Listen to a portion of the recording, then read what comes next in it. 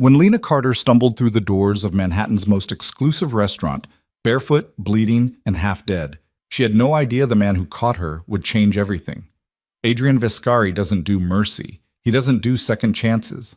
But the moment her body collapsed into his arms, something shifted in the cold heart of New York's most feared crime boss. What started as a desperate escape became the most dangerous love story neither of them saw coming. Stay until the end to see how far survival can take you, and hit that like button and drop your city in the comments so I can see how far Lena's story reaches across the world. The rain hammered Fifth Avenue like it had a personal vendetta against the pavement. Lena Carter didn't feel it anymore. She'd stopped feeling most things 3 blocks ago when her bare feet went numb against the slick concrete. What she did feel was the hot sting of blood trickling down her temple, the brutal ache in her ribs where Marcus had landed that last kick, and the animal terror clawing up her throat every time she thought she heard footsteps behind her.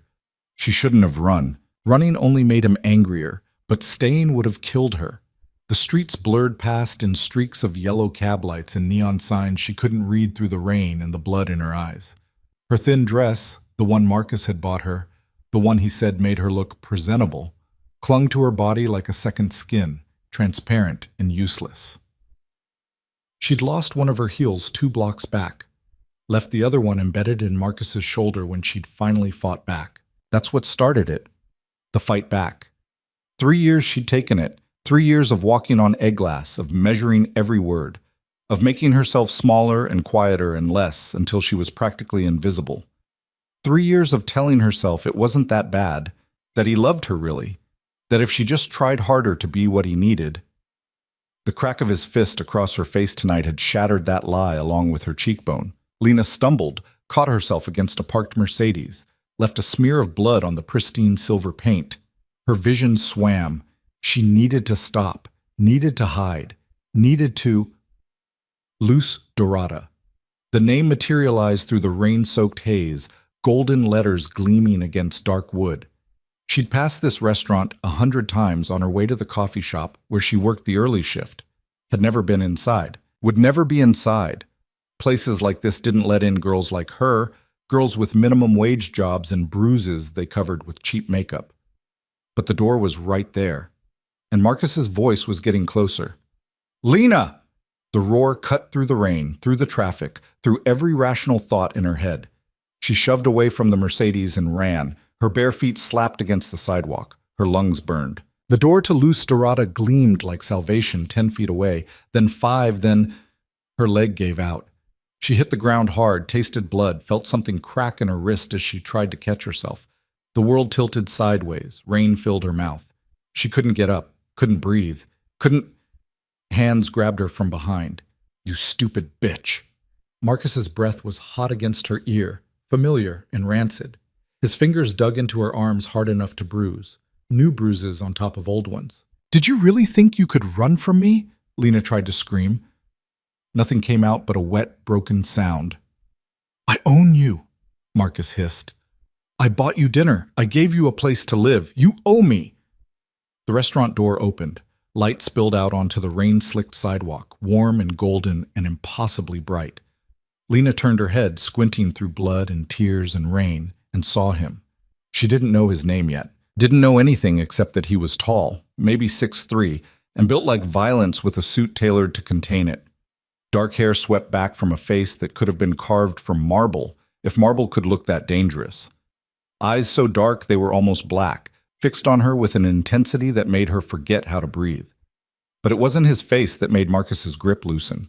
It was the absolute silence that fell over the street when he stepped outside. Lena had lived in New York for 5 years. She knew what city noise sounded like. Taxis honking, people shouting, the constant urban symphony that never really stopped. But the moment this man appeared, everything went quiet. Even the rain seemed to fall softer. "Let her go."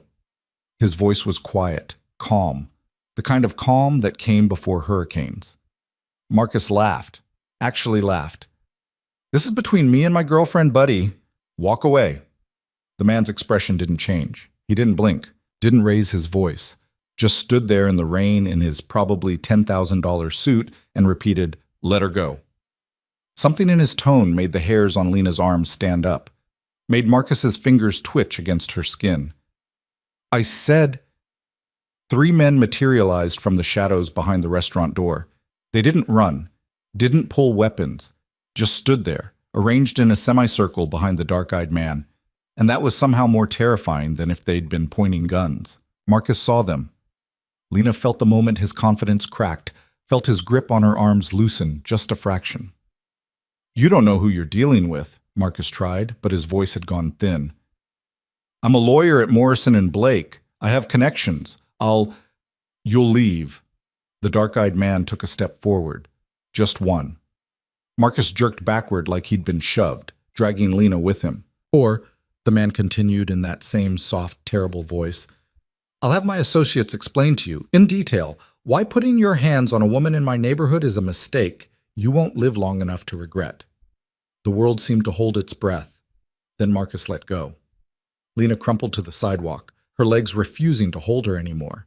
She heard Marcus stumble backward, heard him say something, some weak threat or curse or plea, but the words didn't register. All she could process was the absence of his hands on her body and the shocking, overwhelming relief of it. She tried to stand, made it to her knees before her vision grayed out at the edges. Easy. The dark-eyed man moved faster than someone his size should have been able to move. 1 second he was standing by the restaurant door, the next he was kneeling beside her on the rain-soaked pavement, his hand hovering near her shoulder, but not quite touching. Are you hurt? Lena tried to laugh. Tried to say something sarcastic about the blood running down her face and the way her ribs screamed every time she breathed. What came out was a broken sob. Okay. His voice shifted, went somehow gentler without losing any of that underlying steel. Okay. I'm going to pick you up now. Is that all right? Was it all right? When had anyone asked her if something was all right? She managed a nod. His arm slid under her knees, the other supporting her back. And then she was lifted like she weighed nothing.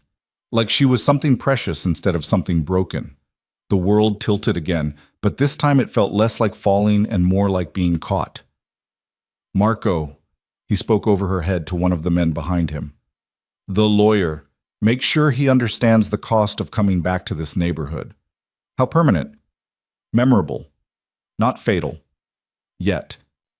Lena felt herself being carried through the restaurant door, felt warmth replace the brutal cold of the rain, heard the murmur of voices go silent as they entered. She should have been embarrassed, barefoot and bleeding and dripping rainwater all over what was clearly a very expensive floor. Should have cared what all these well-dressed people thought of her. But his arms were solid around her, and for the first time in 3 years she felt safe. Her eyes drifted closed. Stay with me. His voice pulled her back from the edge of unconsciousness. What's your name? Lena. It came out as barely a whisper. Lena. He said it like he was testing the weight of it. I'm Adrian Vescari. You're safe now. She wanted to believe him. Wanted to believe that safety was something that could be given with just words and strong arms and a voice that made the whole world go quiet. But she'd believed in safety before. Look where that got her. Lena woke up in a room that smelled like leather and expensive whiskey. Her first thought was that she'd died, that Marcus had killed her on that sidewalk, and this was some kind of liminal space between life and whatever came after. Because there was no way she was actually lying in a bed this soft, wrapped in sheets that probably cost more than her monthly rent, staring up at a ceiling that looked hand-painted with some kind of classical scene she didn't have the education to identify. Her second thought was pain. It hit all at once. Her ribs, her face, her wrist, her feet. Every part of her that Marcus had touched, and a few parts she didn't remember him touching. She tried to sit up and immediately regretted it, a sharp gasp escaping before she could bite it back. Don't move. Lena's head snapped toward the voice, which was a mistake because it made the room spin. When her vision cleared, she saw him sitting in a leather chair beside the bed, still wearing that suit, but with the jacket discarded and his sleeves rolled up to his elbows. Adrian Vescari, the man who'd pulled her off the street, the man who'd made Marcus run with just his voice. Where? Her throat was raw. Where am I? My apartment. You passed out before I could ask where you wanted to go. He stood, moved to a side table, and poured water from a crystal decanter into a glass, brought it to her without asking if she wanted it. The doctor said you have 2 cracked ribs, a mild concussion, and extensive bruising. Your wrist isn't broken, but it's badly sprained. He wrapped it while you were unconscious. Lena stared at him. Doctor? I have one on retainer. He said it like it was normal, like everyone had a private physician they could call it. She glanced at the window, saw darkness outside, whatever time it was. Drink. She took the glass with her good hand, brought it to her lips. The water was cold and perfect, and she drank half of it before she realized how thirsty she'd been. Adrian watched her with those dark, unreadable eyes. Didn't sit back down.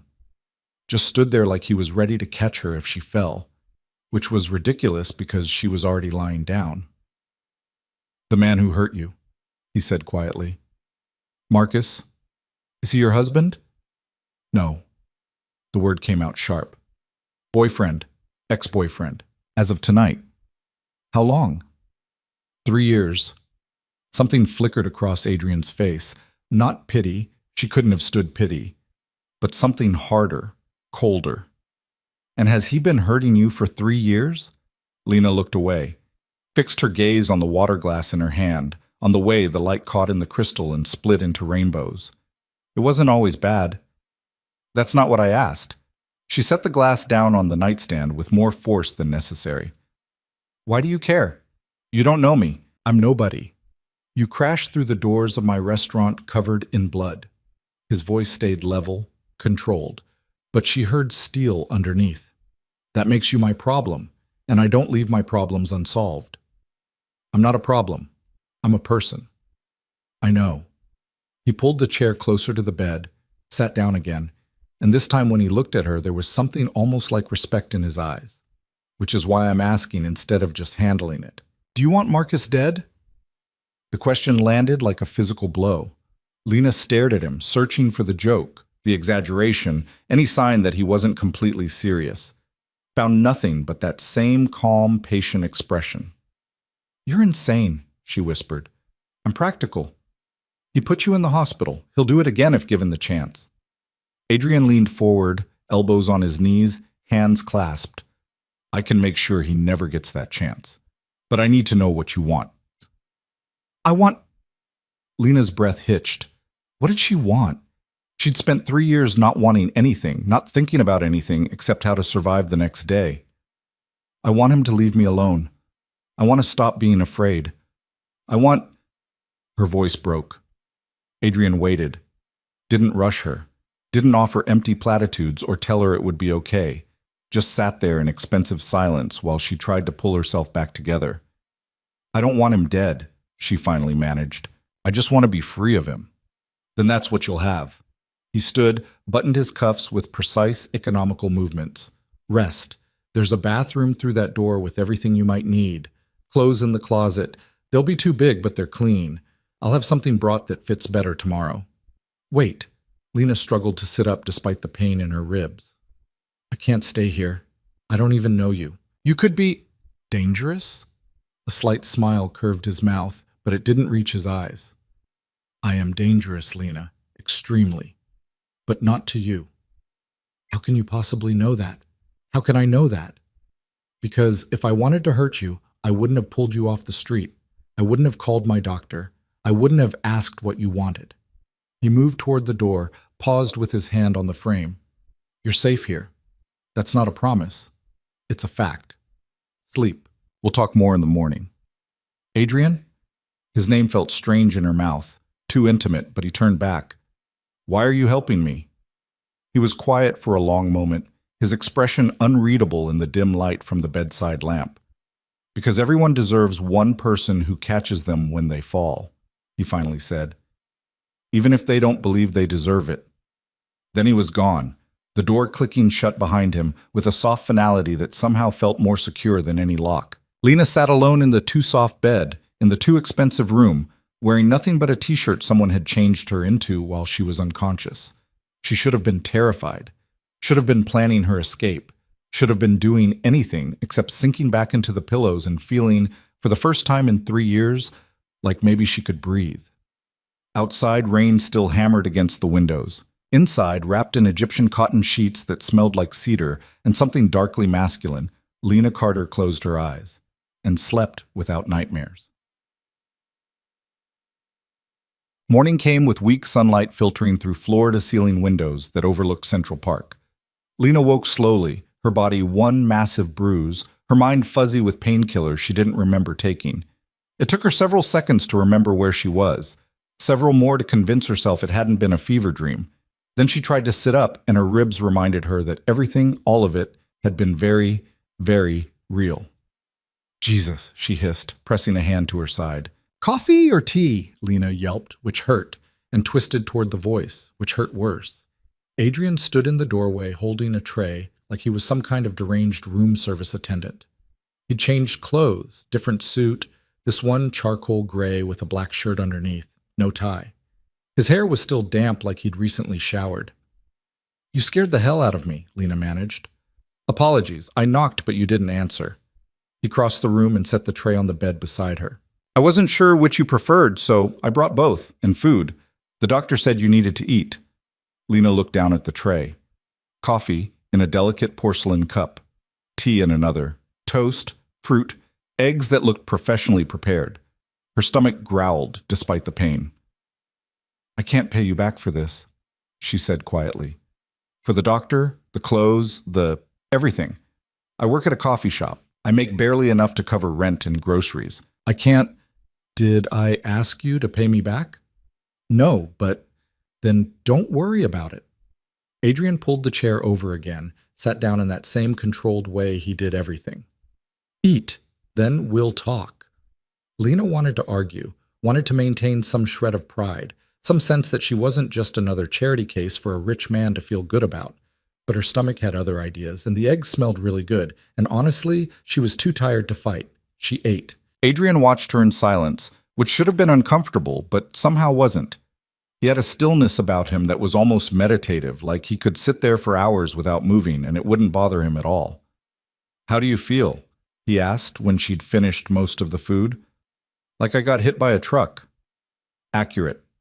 He didn't smile, but something softened around his eyes. The doctor will be back this evening to check on you. He'll bring stronger pain medication if you need it. I can't stay here. Lena set down the coffee cup, wrapped her good hand around it for warmth, even though the apartment was perfectly heated. This is too much.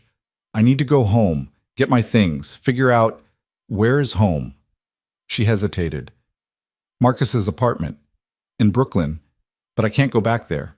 Obviously. Do you have family? Friends who could help? Lena laughed, a bitter sound that hurt her ribs. My family disowned me when I dropped out of college to move here with Marcus.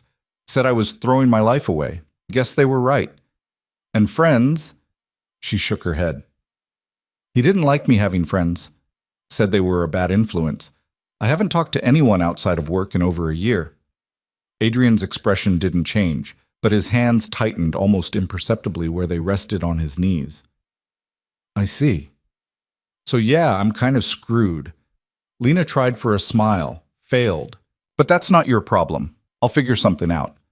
There are shelters, and I can pick up extra shifts, and… No. She blinked. No? You're not going to a shelter. You're staying here until you're healed, and we've handled the Marcus situation. He said it like it was already decided, like her opinion was just a formality. After that, if you want to leave, I won't stop you. But right now you can barely stand up without passing out. So you're staying. You can't just… I mean, this is your home. You don't even know me. I know enough. Adrian stood, started collecting the empty dishes from the tray. I know you had the courage to run when staying would have killed you. I know you fought back, even though you knew it would make things worse. I know you'd rather go to a shelter than accept help from someone you don't trust. That's enough.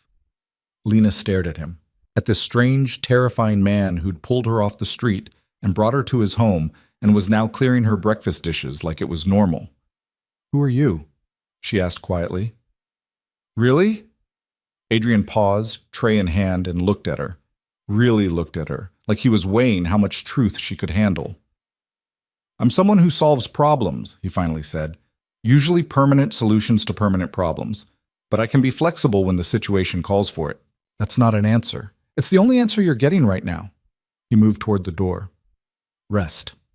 I have some business to attend to, but I'll be back this evening. If you need anything, press the button on the nightstand. Someone will come. Wait, who's someone? How many people live here? Just me. But I have staff. Of course he had staff. Lena waited until he'd left, until she heard his footsteps fade down what must have been a very long hallway, before she let herself really look at the room she was in. It was massive, bigger than the entire apartment she'd shared with Marcus. The bed alone could have fit 4 people comfortably. The furniture was all dark wood and leather, expensive but not ostentatious. Masculine. A door on the far wall was cracked open, revealing a bathroom that looked like it belonged in a 5-star hotel. She slid carefully out of bed, her body protesting every movement, and limped to the windows. Pressed her forehead against the cool glass and looked out at Central Park spread below like a green carpet. From this high up, the people looked like ants, the cars like toys. How far up was she? Lena turned, scanning the room for clues. Found them in the details she'd missed before. The security keypad beside the door, subtle but present. The lack of personal items. Nothing that would tell her who Adrian Viscari really was beyond wealthy and dangerous. The way the windows were probably bulletproof, though she couldn't be sure. Her gaze landed on a newspaper folded neatly on the dresser. She crossed to it, unfolded it with her good hand. The headline made her blood run cold. Attorney Marcus Blake found beaten in Midtown. Investigation ongoing. Lena's hands started shaking. She scanned the article, taking in phrases that made her stomach turn. Severe injuries. No suspects. Appeared to be a targeted attack. Currently in stable condition at Mount Sinai Hospital. The newspaper was dated today. Adrian had said he'd make sure Marcus understood the cost of coming back. He'd said memorable, not fatal. Lena sank down onto the edge of the bed, still holding the newspaper, her mind racing. She should have been horrified, should have been calling the police, getting as far from Adrian Viscari as possible. This was proof, actual evidence, that he was exactly as dangerous as he seemed, but all she felt was a savage, terrible relief. Marcus was in the hospital. Marcus couldn't come after her. Marcus had finally learned what it felt like to be helpless and hurt and afraid. And she was glad. The realization should have scared her more than it did. Lena was still sitting there, staring at the newspaper, when someone knocked on the door. She quickly folded it and set it aside, called out a shaky, "Come in." A woman entered, middle-aged, professionally dressed, with kind eyes and the no-nonsense air of someone who'd seen everything and wasn't impressed by any of it. "Miss Carter," she said warmly, "I'm Rosa. Mr. Viscari asked me to bring you some clothes and see if you needed anything." She held up several shopping bags from stores Lena recognized but had never set foot in. Bloomingdale's, Saks, Nordstrom. He shouldn't have," Lena started. "He did anyway." Rosa set the bags on a nearby chair, started pulling out clothes, jeans, soft sweaters, undergarments that still had tags on them. "I guessed at your size, but everything's returnable if it doesn't fit. There are also some toiletries in the bathroom, and, oh, Mr. Viscari wanted me to give you this." She pulled out a cell phone. Brand new, still in the box. "Your boyfriend, ex-boyfriend, has your old phone," Rosa explained, her voice carefully neutral. "This one's yours, already activated. Mr. Viscari's number is programmed in. So is mine, in case you need anything, and he's not available." Lena took the phone with numb fingers. "This is too much." "Mr. Viscari doesn't do things by halves." Rosa smiled, but there was something almost sad in her expression. "If he's decided to help you, he's going to help you. Fighting it will only give you a headache." "How long have you worked for him?" 15 years, since his father died and he took over the—" Rosa caught herself. "The family business." Lena looked up sharply. "What kind of family business?" Rosa's expression went carefully blank. "The kind that solves problems. Now, why don't you try on these clothes and then maybe take a bath? The doctor said the warm water would help with the bruising." She was being redirected. Lena recognized the technique. Marcus had been an expert at it. Change the subject, avoid the question, keep the uncomfortable truths buried. But Rosa wasn't Marcus. And there was something in her eyes, not pity, but understanding, that made Lena nod instead of pushing. "Thank you," she said quietly. For the clothes. For everything. Rosa's expression softened. You're welcome, honey. And Lena? Whatever you're thinking about Mr. Viscari, whatever you're afraid of, stop. He's a lot of things, but he doesn't hurt people who don't deserve it. And he sure as hell doesn't hurt women. Then she was gone, leaving Lena alone with a pile of expensive clothes, a new phone, and more questions than answers. Lena spent the rest of the day exploring the apartment, or at least the part she could reach without her ribs screaming in protest. It was enormous. 5 bedrooms, each with its own bathroom. A kitchen that looked like it belonged on a cooking show. A living room with furniture that probably cost more than her entire year's salary. Floor-to-ceiling windows in every room, all facing Central Park. But what struck her most was how empty it felt. Oh, it was furnished beautifully, clearly decorated by someone with money and taste. But there were no photos, no personal items, nothing that suggested someone actually lived here rather than just existing in it. She found Adrian in his office around 4 p.m., sitting behind a massive desk with a laptop open and papers spread around him. He looked up when she appeared in the doorway, leaning heavily on the frame because walking still hurt like hell. You should be resting, he said mildly. I've been resting all day. I'm going crazy. Lena hobbled into the room, lowered herself carefully into one of the leather chairs facing his desk. I need to ask you something. Adrian closed the laptop, giving her his full attention. Ask. Did you have Marcus beaten? He didn't even blink. Yes. The casual admission knocked the breath from her lungs. Just like that? You're not even going to deny it? Why would I deny it? I told you I'd make sure he understood the cost of coming back. I kept my word. Adrian leaned back in his chair, fingers steepled under his chin. Does it bother you? It should. Lena wrapped her good arm around her middle, pressing against the ache in her ribs. I should be horrified. I should be calling the police. But you're not. No. She met his dark gaze directly. I'm not. And I don't know what that makes me. Human. He said it simply, like it was obvious. He spent 3 years hurting you. You're allowed to feel relief that he's finally experiencing consequences. Is he going to die? Not unless he's incredibly unlucky. My associates were very precise in their work. Adrian's expression didn't change, but something flickered in his eyes.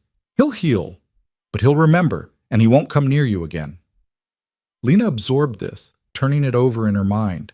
Part of her, the part that had been raised to believe in law and order and appropriate consequences, was screaming that this was wrong, that violence was never the answer, that she should be running from Adrian Viscari as fast as her broken body would carry her. But a larger part, the part that had spent 3 years being told she deserved every bruise, every cruel word, every moment of terror, felt something that might have been justice.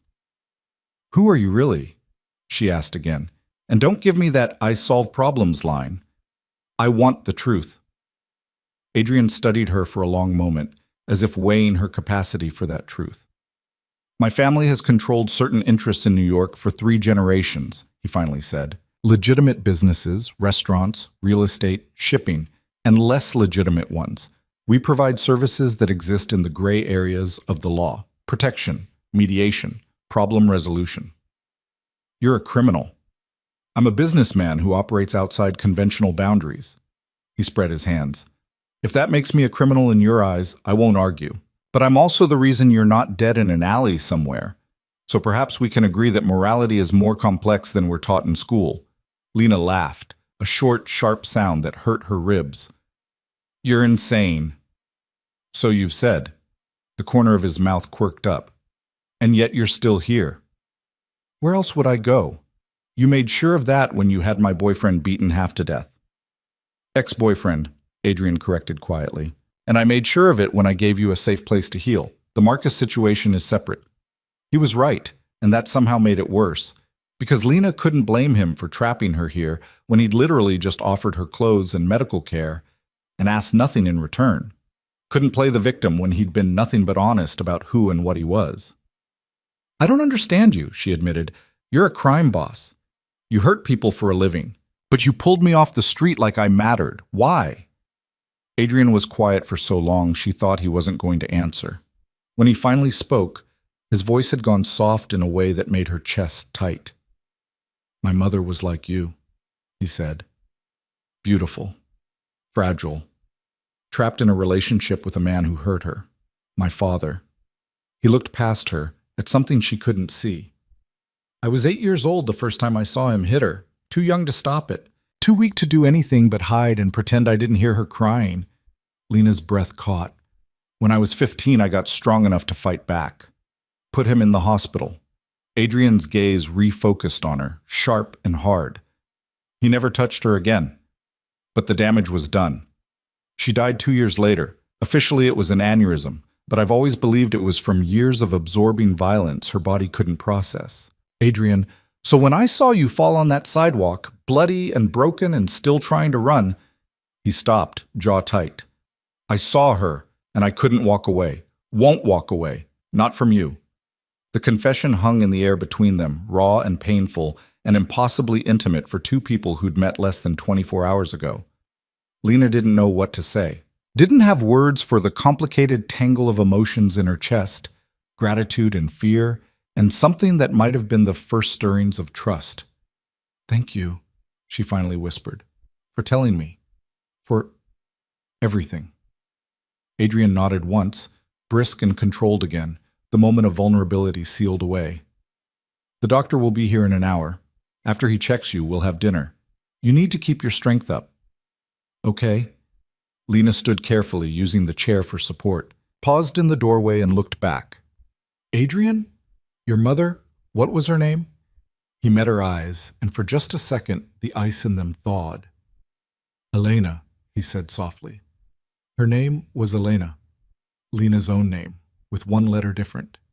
The coincidence felt like something more than chance, but she didn't push it, just nodded and left him there in his office, surrounded by papers and secrets and the ghosts of violence he'd inherited. That night, after the doctor had checked her ribs and pronounced her healing well, after a dinner of pasta and conversation that stayed carefully away from dangerous topics, Lena lay in the too-soft bed and stared at the ceiling. She thought about Marcus in his hospital bed, learning fear for the first time in his life. She thought about Adrian and his dead mother and the 8-year-old boy who'd been too weak to save her. She thought about herself, about Lena Carter, who'd spent 3 years disappearing, who'd crashed through restaurant doors covered in blood, who was now sleeping in a crime boss's guest room and feeling safer than she had in years. Somewhere between thinking and dreaming, she made a decision. She wasn't leaving, not yet. Not until she understood what it meant that Adrian Vescari had caught her when she fell, and why the darkness in his eyes didn't scare her nearly as much as it should. Outside, the city glittered like broken glass. Inside, Lena closed her eyes and let herself fall into sleep, knowing that for tonight at least, someone dangerous was keeping watch. And somehow, impossibly, that made all the difference. The bruises faded slower than Lena expected. 2 weeks in Adrian's apartment and the purple-black marks on her ribs had turned yellow-green. The split on her temple had scabbed over and fallen off, leaving pink new skin behind. Her wrist still ached when she moved it wrong, but the doctor said that would pass with time. What didn't fade was the strange domesticity that had settled over her life like dust. She woke up each morning to find breakfast waiting. Sometimes Rosa brought it, sometimes Adrian left it on a tray outside her door before he disappeared to wherever crime bosses went during business hours. She spent her days reading books from his extensive library, watching the park change colors outside the windows, trying not to think about the fact that she was living in a gilded cage and didn't particularly want to leave. The nights were harder. That's when Adrian came home, when the apartment shifted from empty museum to something that felt almost like a home. They'd started having dinner together, his insistence, not hers, though she'd stopped protesting after the third night. He was surprisingly easy to talk to once you got past the intimidating exterior and the casual references to criminal enterprise. They talked about books, about the city, about nothing and everything except the question that hung between them like a sword. What happened next? Lena was thinking about that question when Rosa found her in the library on a Thursday afternoon, curled up in a leather chair with a copy of something Russian and depressing. "You have a visitor," Rosa said, and something in her tone made Lena's stomach drop. "Marcus?" The name came out strangled. "No, honey, a woman. Says her name is Claire Patterson and she's your friend from college." Lena's hands went numb. The book slipped from her fingers and hit the floor with a thud she barely heard over the rushing in her ears. Claire. She hadn't spoken to Claire in over 2 years. Not since Marcus had convinced her that Claire was trying to sabotage their relationship, that real friends didn't ask so many questions about bruises and canceled plans. Not since Lena had blocked her number and ignored her emails and let one of the few good things in her life disappear because it was easier than fighting. "I don't," Lena started, then stopped. "Where is she?" "Downstairs in the lobby. Building security won't let her up without your permission." Rosa's expression was carefully neutral. "Do you want to see her?" "Did she?" Lena wasn't sure. Seeing Claire meant explanations, meant confronting the person she'd been 2 years ago, the girl who'd chosen a man over her friends and paid for it in bruises and isolation. Meant admitting how far she'd fallen and how she'd ended up here, in a crime boss's apartment, wearing clothes he'd bought and eating food he'd provided and feeling safer than she had in years. But it also meant connection, meant someone from her old life, from before Marcus, from when she'd still believed she could be something other than small and scared. "Yes," Lena said quietly. "Tell security to let her up." Rosa nodded and disappeared. Lena stood, caught sight of herself in the mirror over the fireplace. The bruises on her face were mostly gone, hidden under makeup Rosa had taught her to apply. She was wearing jeans and a soft blue sweater, both expensive, both gifts. She looked healthy, put together. Nothing like the broken thing that had crashed through the restaurant doors 2 weeks ago. Nothing like the girl Claire would remember. The doorbell rang. An actual doorbell, like this was a house instead of a fortress. Lena heard Rosa's footsteps in the hallway, heard the door open, heard a familiar voice say, "Holy shit, this place is insane." Then Claire was there in the library doorway, and Lena forgot how to breathe. She looked exactly the same. Wild red hair barely contained in a ponytail, freckles scattered across her nose, wearing ripped jeans and a leather jacket like she was still the art student who'd lived down the hall from Lena freshman year. Her eyes were the same too, sharp and assessing and impossible to lie to. Those eyes went wide when they landed on Lena. "Jesus Christ," Claire whispered. "It's really you." "Hi." It was all Lena could manage. Claire crossed the room in 3 strides and pulled Lena into a hug that made her ribs scream in protest. Lena bit back a gasp, hugged her back with her good arm, felt something crack open in her chest that had nothing to do with physical injury. "I thought you were dead," Claire said into her shoulder, voice breaking. "I tried calling, tried emailing. I even went to that coffee shop where you worked, but they said you quit and didn't leave a forwarding address. I thought Marcus had—" She stopped, pulled back, really looked at Lena for the first time, taking in the fading bruises, the careful way she held her left arm, the apartment around them that screamed money and danger. "What the hell happened?" Claire demanded. "And whose place is this? Because I know Marcus couldn't afford—" She gestured vaguely at the hand-painted ceiling, the first edition books, the view of Central Park. "This. It's a long story," Lena said. "Then start talking. Because I've been looking for you for 2 weeks, ever since I saw the news about Marcus getting beaten half to death, and thought maybe, just maybe, you'd finally gotten away from him." Lena sank back into the leather chair, suddenly exhausted. "How did you find me?" "Wasn't easy, but I know people who know people, and when you're looking for someone in New York, eventually you find breadcrumbs." Claire dropped into the chair across from her, leaning forward with that intense focus that used to make Lena feel seen in a way nothing else did. "There's a rumor going around that Adrian Viscari pulled a woman off the street outside Luz Dorada 2 weeks ago. That she was covered in blood and he carried her inside like she was something precious. The description matched you, so I took a chance. You know who Adrian is? Everyone knows who Adrian Viscari is, Lena. He's not exactly subtle about his business." Claire's expression went hard. "Please tell me you're not sleeping with him. Please tell me you didn't escape one abusive asshole just to fall into bed with a literal mobster. It's not like that." The words came out sharper than Lena intended. "He saved my life. He's been nothing but what? Generous? Protective?" Claire laughed, but there was no humor in it. "That's how it always starts. Marcus was generous too at first, remember? Bought you flowers, took you to nice restaurants, made you feel special, and then he isolated you from everyone who gave a damn about you and spent 3 years beating you down until you couldn't remember who you were before him." Each word hit like a physical blow because they were true. All of it was true. "Adrian's not Marcus." Lena said quietly. How do you know? You've known him for what, 2 weeks?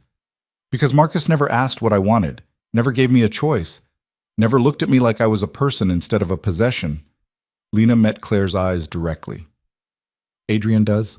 All of it.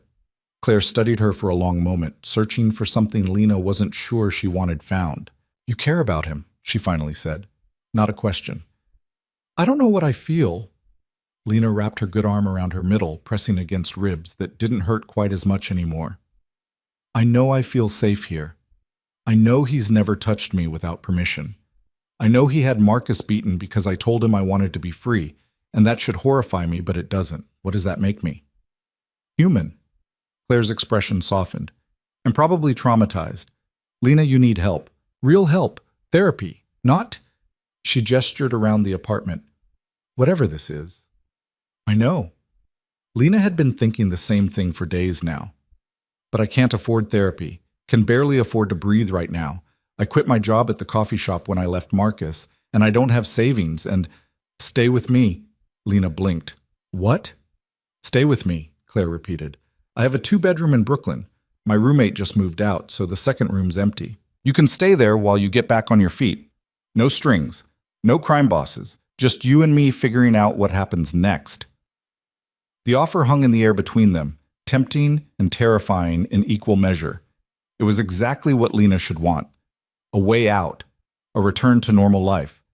A chance to rebuild without owing anything to a man who solved problems with violence. But the thought of leaving this apartment, of walking away from Adrian and Rosa and the strange safety she'd found here made her chest tight with something that felt uncomfortably like panic. I need to think about it, she heard herself say. Claire's face fell. Lena, I know how it sounds. I know what you're thinking, but I can't just walk away without... Without what? Without saying goodbye to the man who'd pulled her off the street? Without understanding why the thought of never seeing him again made her feel like she was drowning? I need time. Time to what? Fall deeper into whatever this is? Claire stood, started pacing. You're doing it again. You're letting a man make decisions for you. I'm making my own decision, Lena cut in, and the steel in her voice surprised them both. For the first time in 3 years, I'm choosing what I want instead of what someone else wants for me. And right now, I want time to figure out what the hell I'm doing before I make another life-changing decision. Claire stopped pacing, looked at her, really looked at her, and something shifted in her expression. Okay, she said quietly. Okay, but I'm not disappearing again. I'm going to check on you. I'm going to call and text and show up unannounced until you're sick of me. Because that's what friends do, Lena. They don't let go. Lena felt tears burn behind her eyes. I'm sorry. For everything. For cutting you out, for choosing him over you, for... Stop. Claire crossed back to her, knelt down beside the chair, and took Lena's good hand in both of hers. You were in an impossible situation. You did what you needed to survive. I'm not mad at you, I never was. I just want you to be okay. I don't know if I remember how to be okay. Then we'll figure it out together. Claire squeezed her hand. But promise me something. Promise me you'll be careful with Vescari. Men like him, they're dangerous in ways that have nothing to do with violence. They make you feel safe, feel protected, and then you wake up one day and realize you've traded one cage for another. I promise, Lena said, because it was what Claire needed to hear. But she wasn't sure it was a promise she could keep. After Claire left, with Lena's new phone number programmed into her contacts and a promise to meet for coffee in 2 days, Lena sat alone in the library and tried to untangle the mess in her head. She should leave. Should take Claire's offer and get out before whatever this was with Adrian became something she couldn't walk away from. Should rebuild her life the right way, the healthy way, without owing anything to anyone. But she couldn't make herself want to. The apartment door opened around 7, signaling Adrian's return. Lena heard his footsteps in the hallway, heard Rosa's greeting, heard the low murmur of their conversation. Then silence.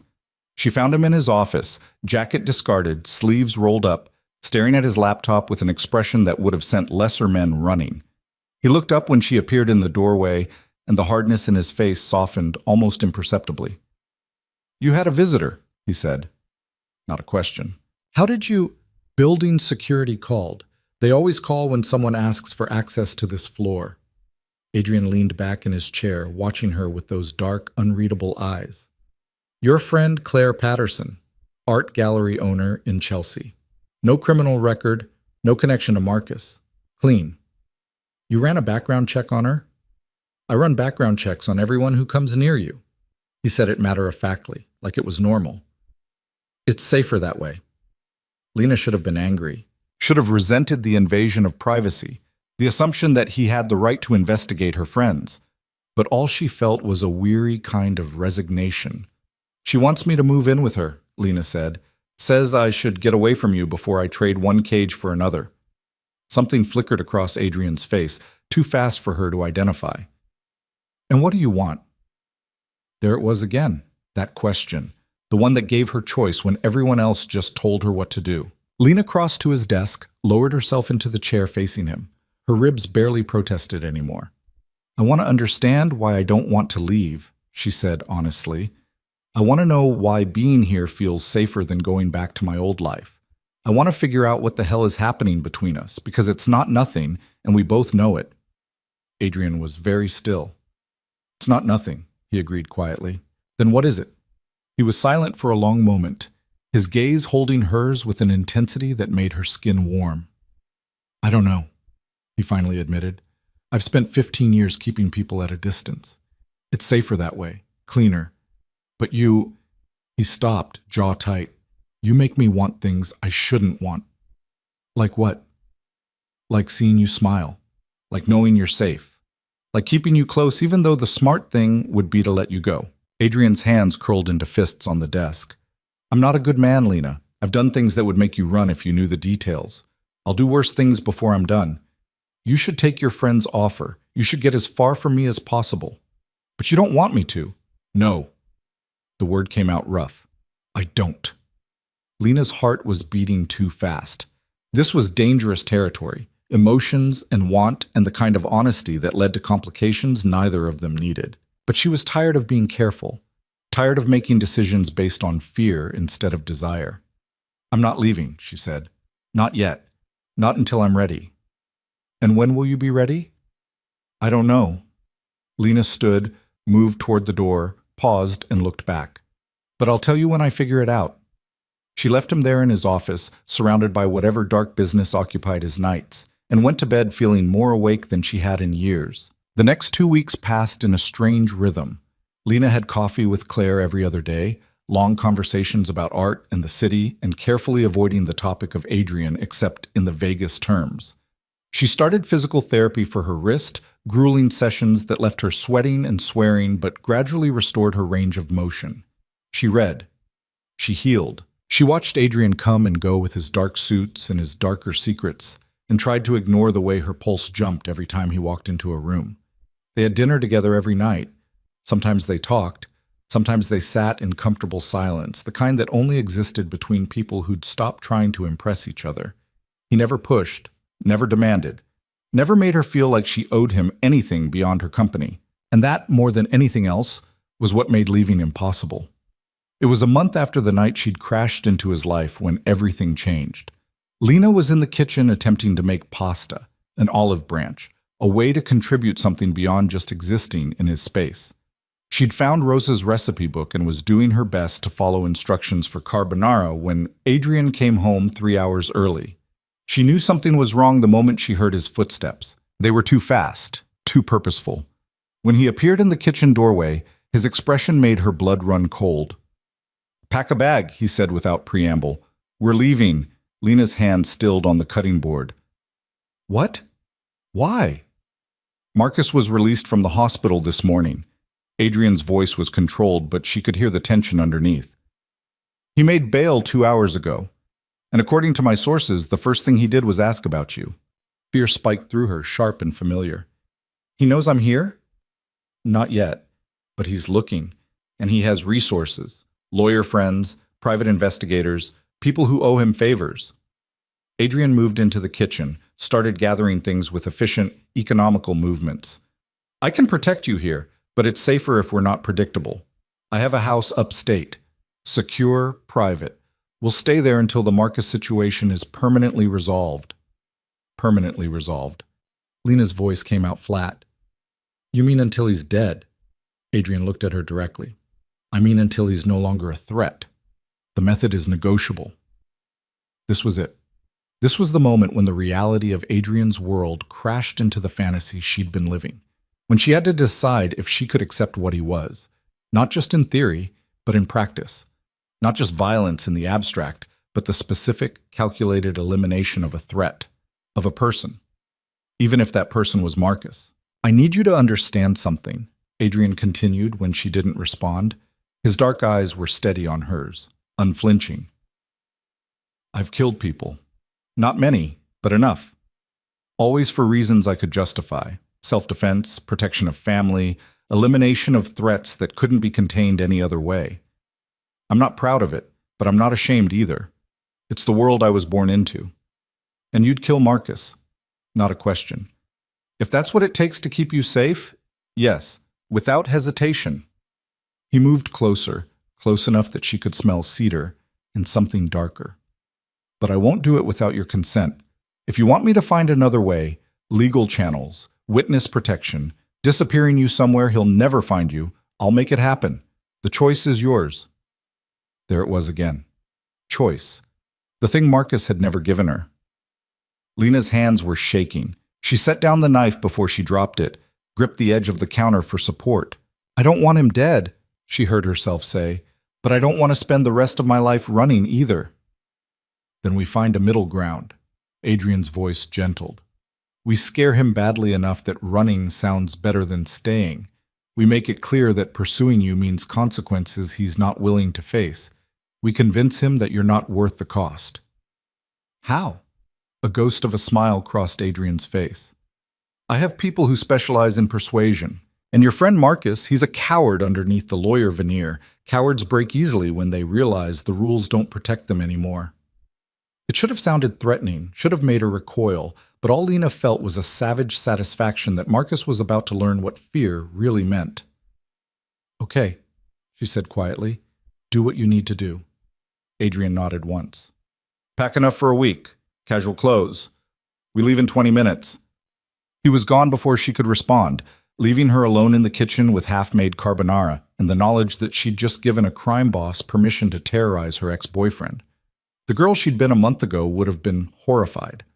The woman she was becoming just went to pack. The drive upstate took 2 hours. Adrian behind the wheel of a black SUV with tinted windows that probably cost more than Lena had made in her entire life. They didn't talk much. Lena watched the city give way to suburbs, give way to actual trees, her mind spinning with questions she didn't know how to ask. The house, when they finally reached it, wasn't what she expected. She'd been imagining something ostentatious, a mansion, maybe, or one of those modern glass structures that screamed money.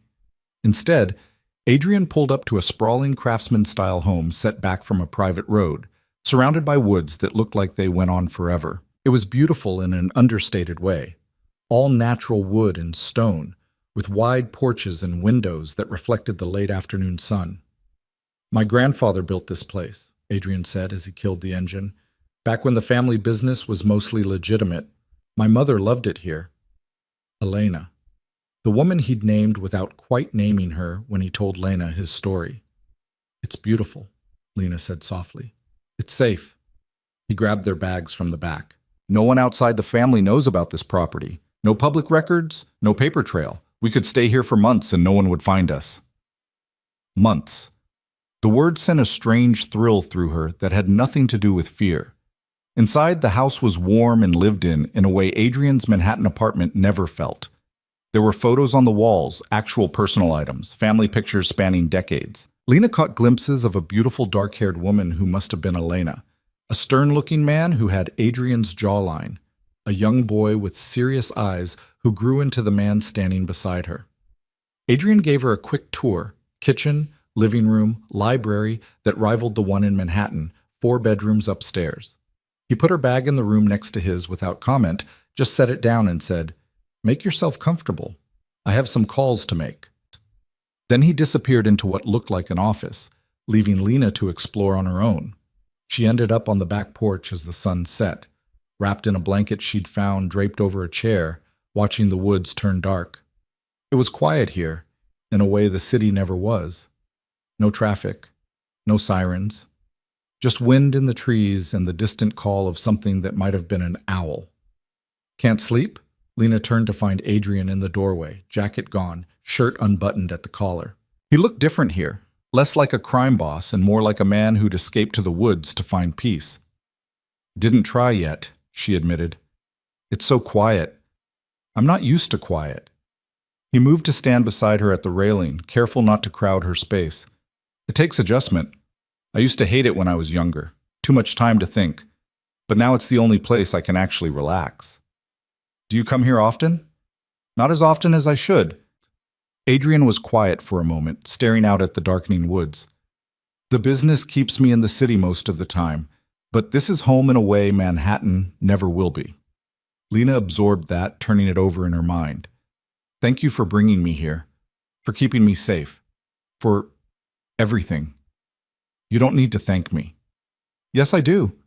You didn't have to help me. You could have walked past me on that sidewalk, let Marcus drag me back to his apartment, let me become another statistic. But you didn't. You caught me when I fell, and you've been catching me ever since. Adrian turned to look at her, his expression unreadable in the fading light. You make it sound like charity. It's not. Then what is it? He was quiet for so long she thought he wouldn't answer. When he finally spoke, his voice was rough with something she couldn't identify. It's selfish. Having you here, it makes me feel like less of a monster. Like maybe there's still something good I can protect instead of just things I need to destroy. He laughed, a harsh sound. So don't thank me, Lena. I'm not doing this for you. I'm doing it for me. Lena's chest went tight. She turned to face him fully, saw the tension in his shoulders, the careful distance he maintained even now. What if it's both? She asked quietly. What if you're helping me and helping yourself and that's okay? Nothing about this is okay. You should be with your friend Claire, rebuilding your life somewhere safe, not hiding in the woods with a man who's planning ways to terrorize your ex-boyfriend. But I'm here anyway. Lena took a step closer, closing some of that careful distance. I chose this. I keep choosing this. Doesn't that count for something? Adrian's jaw tightened. You don't know what you're choosing. Then tell me. Stop protecting me from the truth and just tell me who you really are. For a moment she thought he'd shut down, retreat behind that controlled exterior and change the subject like he always did when conversations got too personal. But something in her voice or her expression must have gotten through, because instead of pulling away, he started talking. My father was a monster, he said flatly. Ran the family business like a dictatorship. Anyone who crossed him disappeared. His own men feared him more than they respected him, which meant he couldn't trust anyone, including his wife, especially his wife. Lena stayed quiet, letting him work through it. When I took over after he died, I swore I'd be different. I'd earn loyalty instead of demanding it through fear. I'd build something sustainable instead of just taking what I wanted. And for the most part, I have. The violence is calculated now, strategic. We don't kill unless there's no other option. We protect our people. We have rules. But you're still a criminal. Yes. He didn't flinch from it. I still break laws. Still profit from things that exist in gray areas most people don't want to think about. Still use violence when necessary. I'm not a good man, Lena. I never will be. Good is relative. Lena surprised herself with the words. Marcus was a lawyer, worked within the system, followed the rules. And he spent 3 years beating me down until I couldn't remember what it felt like to exist without fear. You're a crime boss. You break rules for a living. And you've shown me more kindness in a month than he managed in 3 years. So forgive me if I don't put much stock in conventional definitions of good. Adrian stared at her like she'd said something profound instead of just honest. You're either very brave or very foolish. Maybe both. Lena moved closer still, close enough to feel the warmth radiating from his body. But I'm here, and I'm not leaving. So whatever happens next with Marcus, with us, with any of this, we figure it out together. Together. He repeated the word like he was testing the weight of it. Unless you want me to go. No. The word came out fierce. I don't want you to go. Then stop trying to scare me away. Lena reached up, touched his face, the first time she'd deliberately initiated contact. His skin was warm under her palm, his jaw rough with evening stubble. I know who you are, Adrian. I see you. And I'm still here. For a heartbeat, the world held its breath. Then Adrian's hand came up to cover hers, pressing her palm more firmly against his face. His eyes were dark and intense, and full of things she didn't have names for yet. "You're going to destroy me," he said quietly. "Aren't you?" Lena smiled, sad and hopeful and terrified. "Only if you destroy me first." "Never." The word was a vow. "I'd burn the world before I let anyone hurt you again, including myself." He meant it. She could see it in his eyes, feel it in the tension of his body, hear it in the absolute certainty of his voice. Adrian Vescari, who'd killed people and broken laws and built an empire on violence, would destroy himself before he let her come to harm. The realization should have been terrifying. Instead, it felt like coming home. They stood there on the porch as darkness fell completely, her hand against his face, his hand covering hers, the woods around them full of shadows and secrets. Tomorrow they'd deal with Marcus. Tomorrow they'd figure out what happened next. But tonight they just existed in this moment. Two broken people who'd found something unexpected in each other's ruins. And for the first time in longer than she could remember, Lena Carter felt like maybe, just maybe, she was exactly where she belonged. They stayed like that until the cold drove them inside, neither willing to be the first to break contact. When they finally moved, Adrian's hand slipped from hers with a reluctance that made her chest ache. He held the door open for her, and Lena brushed past him close enough to feel the heat of his body, close enough to catch the scent of cedar and something darker that was uniquely him. Inside, the house felt smaller, more intimate. Every sound seemed amplified. The creak of floorboards under their feet, the rustle of her clothing as she moved, the careful distance Adrian maintained even as his eyes tracked her every movement. "You should sleep," he said, voice rougher than usual. "Tomorrow's going to be difficult."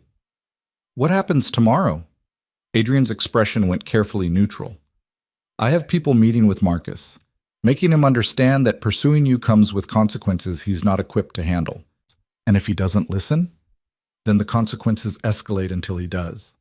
He said it matter-of-factly, like they were discussing weather patterns instead of calculated intimidation. "But he'll listen. Men like Marcus always do once they realize the rules don't protect them anymore." Lena should have pressed for details, should have demanded to know exactly what escalating consequences meant. But part of her didn't want to know, didn't want to reconcile the man who touched her face so gently with the one who could order violence with the same breath. "Okay," she said instead. "I trust you." Something flickered in Adrian's eyes, surprise, maybe, or something more complicated. "You shouldn't."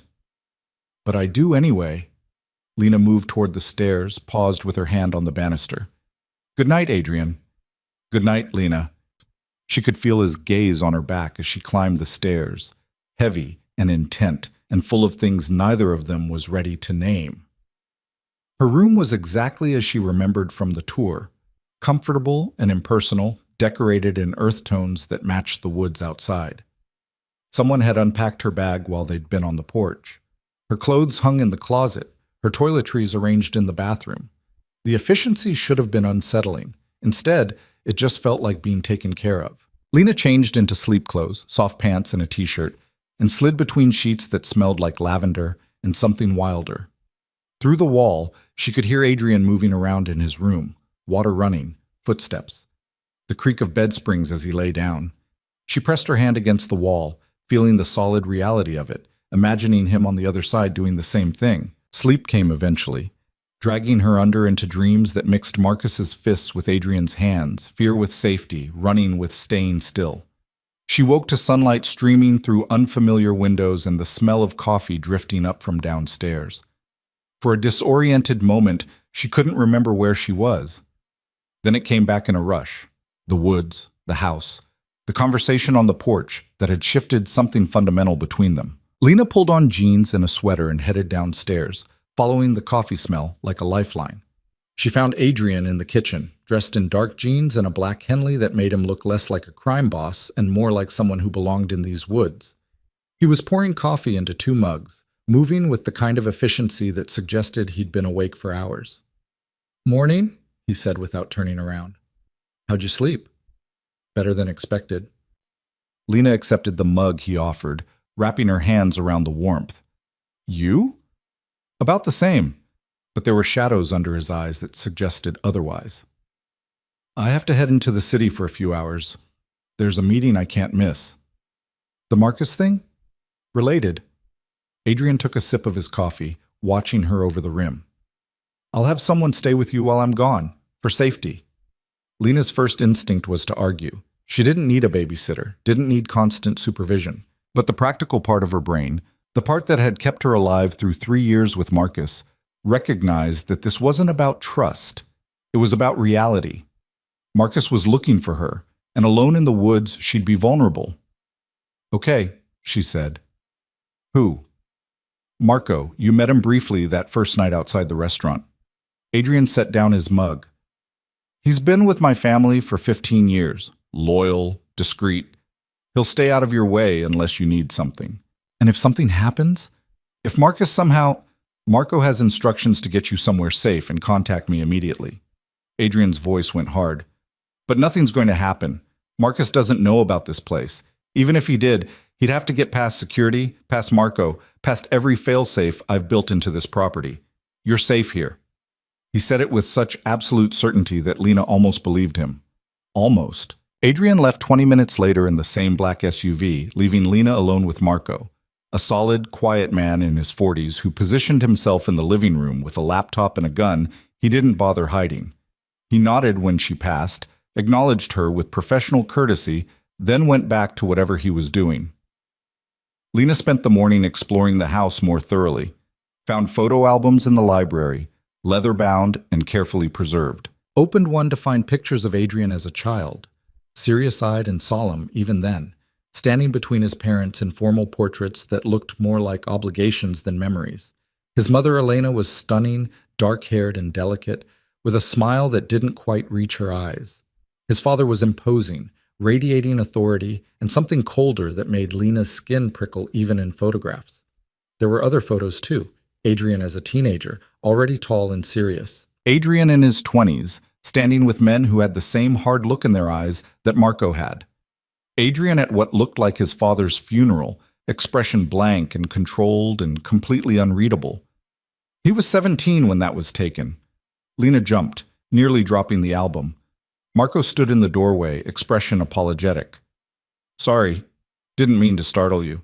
He gestured at the photo. His father's funeral. Adrian took over the business that day, youngest family head in 3 generations. That's young, Lena said quietly, to inherit that kind of responsibility. Too young. Marco's expression softened, but he grew into it, made it his own. His father ruled through fear. Adrian rules through loyalty. Different approaches, better results. Lena studied the photo again, looking at 17-year-old Adrian's blank expression and seeing something she recognized, the careful control of someone who couldn't afford to feel, who'd learned early that emotions were weaknesses to be managed. What was his mother like? She asked. Marco was quiet for a moment. Kind, gentle, completely wrong for the life she married into. He moved into the room, looked at the album over Lena's shoulder. She tried to protect Adrian from the worst of it, from his father's temper, from the violence, from the reality of what their family did. But you can't protect someone from their own inheritance. Did she know about what happened to her? You mean, did she know her husband was killing her one beating at a time? Marco's voice went flat. Yeah, she knew, but leaving wasn't an option. Not for women in her position, not in those days. So she endured until her body gave out. Lena closed the album carefully, feeling the weight of its contents like a physical thing. And Adrian? Adrian learned that the only way to protect the people you love is to be stronger than whatever wants to hurt them. Marco met her eyes directly. That's why he does what he does. Not for power, not for money, for control. Because control means no one else has to be helpless. The observation landed with uncomfortable accuracy. Lena thought about Adrian catching her on the sidewalk, about the way he'd asked permission before touching her, about how he'd given her choices when Marcus had taken them all away. Everything he did was about control, but not the kind Marcus had wielded. Adrian's control was protective, defensive, designed to create safety instead of fear, which made it more dangerous because it was so much harder to walk away from. He cares about you, Marco said quietly. I've worked for him for 15 years and I've never seen him bring anyone here, never seen him look at someone the way he looks at you. Whatever this is between you two, it's real. That's what scares me, Lena admitted. I don't know how to trust my own judgment anymore. I thought Marcus loved me too at first. Marcus is a coward who needed to feel powerful. Adrian is powerful but chooses mercy. Marco's expression was serious. They're not the same. Don't make the mistake of thinking they are. He left her there with the photo albums and her thoughts, returned to his post in the living room. Lena sat for a long time staring at pictures of Elena Viscari, seeing echoes of herself in that careful smile, in the way she held herself like she was trying to take up less space. But Elena hadn't made it out. Lena intended to. The question was whether she could do it while still staying close to the man who'd caught her when she fell. Adrian returned as sunset painted the woods in shades of orange and gold, looking tired in a way that went deeper than physical exhaustion. He dismissed Marco with a nod, waited until they were alone before sinking onto the couch beside Lena. How'd it go? She asked. Marcus received a visit from some associates. They explained the situation in terms he understood. Adrian's voice was flat, emotionless. He's been convinced to drop any charges related to the beating. He's also been convinced that pursuing you further would be inadvisable. Convinced how? Do you really want to know? Lena thought about it. About the violence implied in that casual word, convinced. About what Adrian's associates might have done to make a lawyer forget about revenge and self-preservation both. No, she said honestly. I just want to know if it's over. Not yet. Adrian scrubbed a hand over his face. He's scared, but fear fades. We need something more permanent. Something that makes staying away from you a matter of self-interest rather than just fear. What does that mean? Adrian turned to look at her, and something in his expression made her breath catch. It means I'm having people dig into his life. His cases, his finances, his connections. Men like Marcus don't get where they are without cutting corners. We find those corners, we own him. And once we own him, he stops being a threat. You're going to blackmail him. I'm going to ensure he has more to lose from coming after you than from leaving you alone. Adrian's gaze didn't waver. Is that a problem? It should have been. Should have been a line too far, a step too deep into Adrian's world.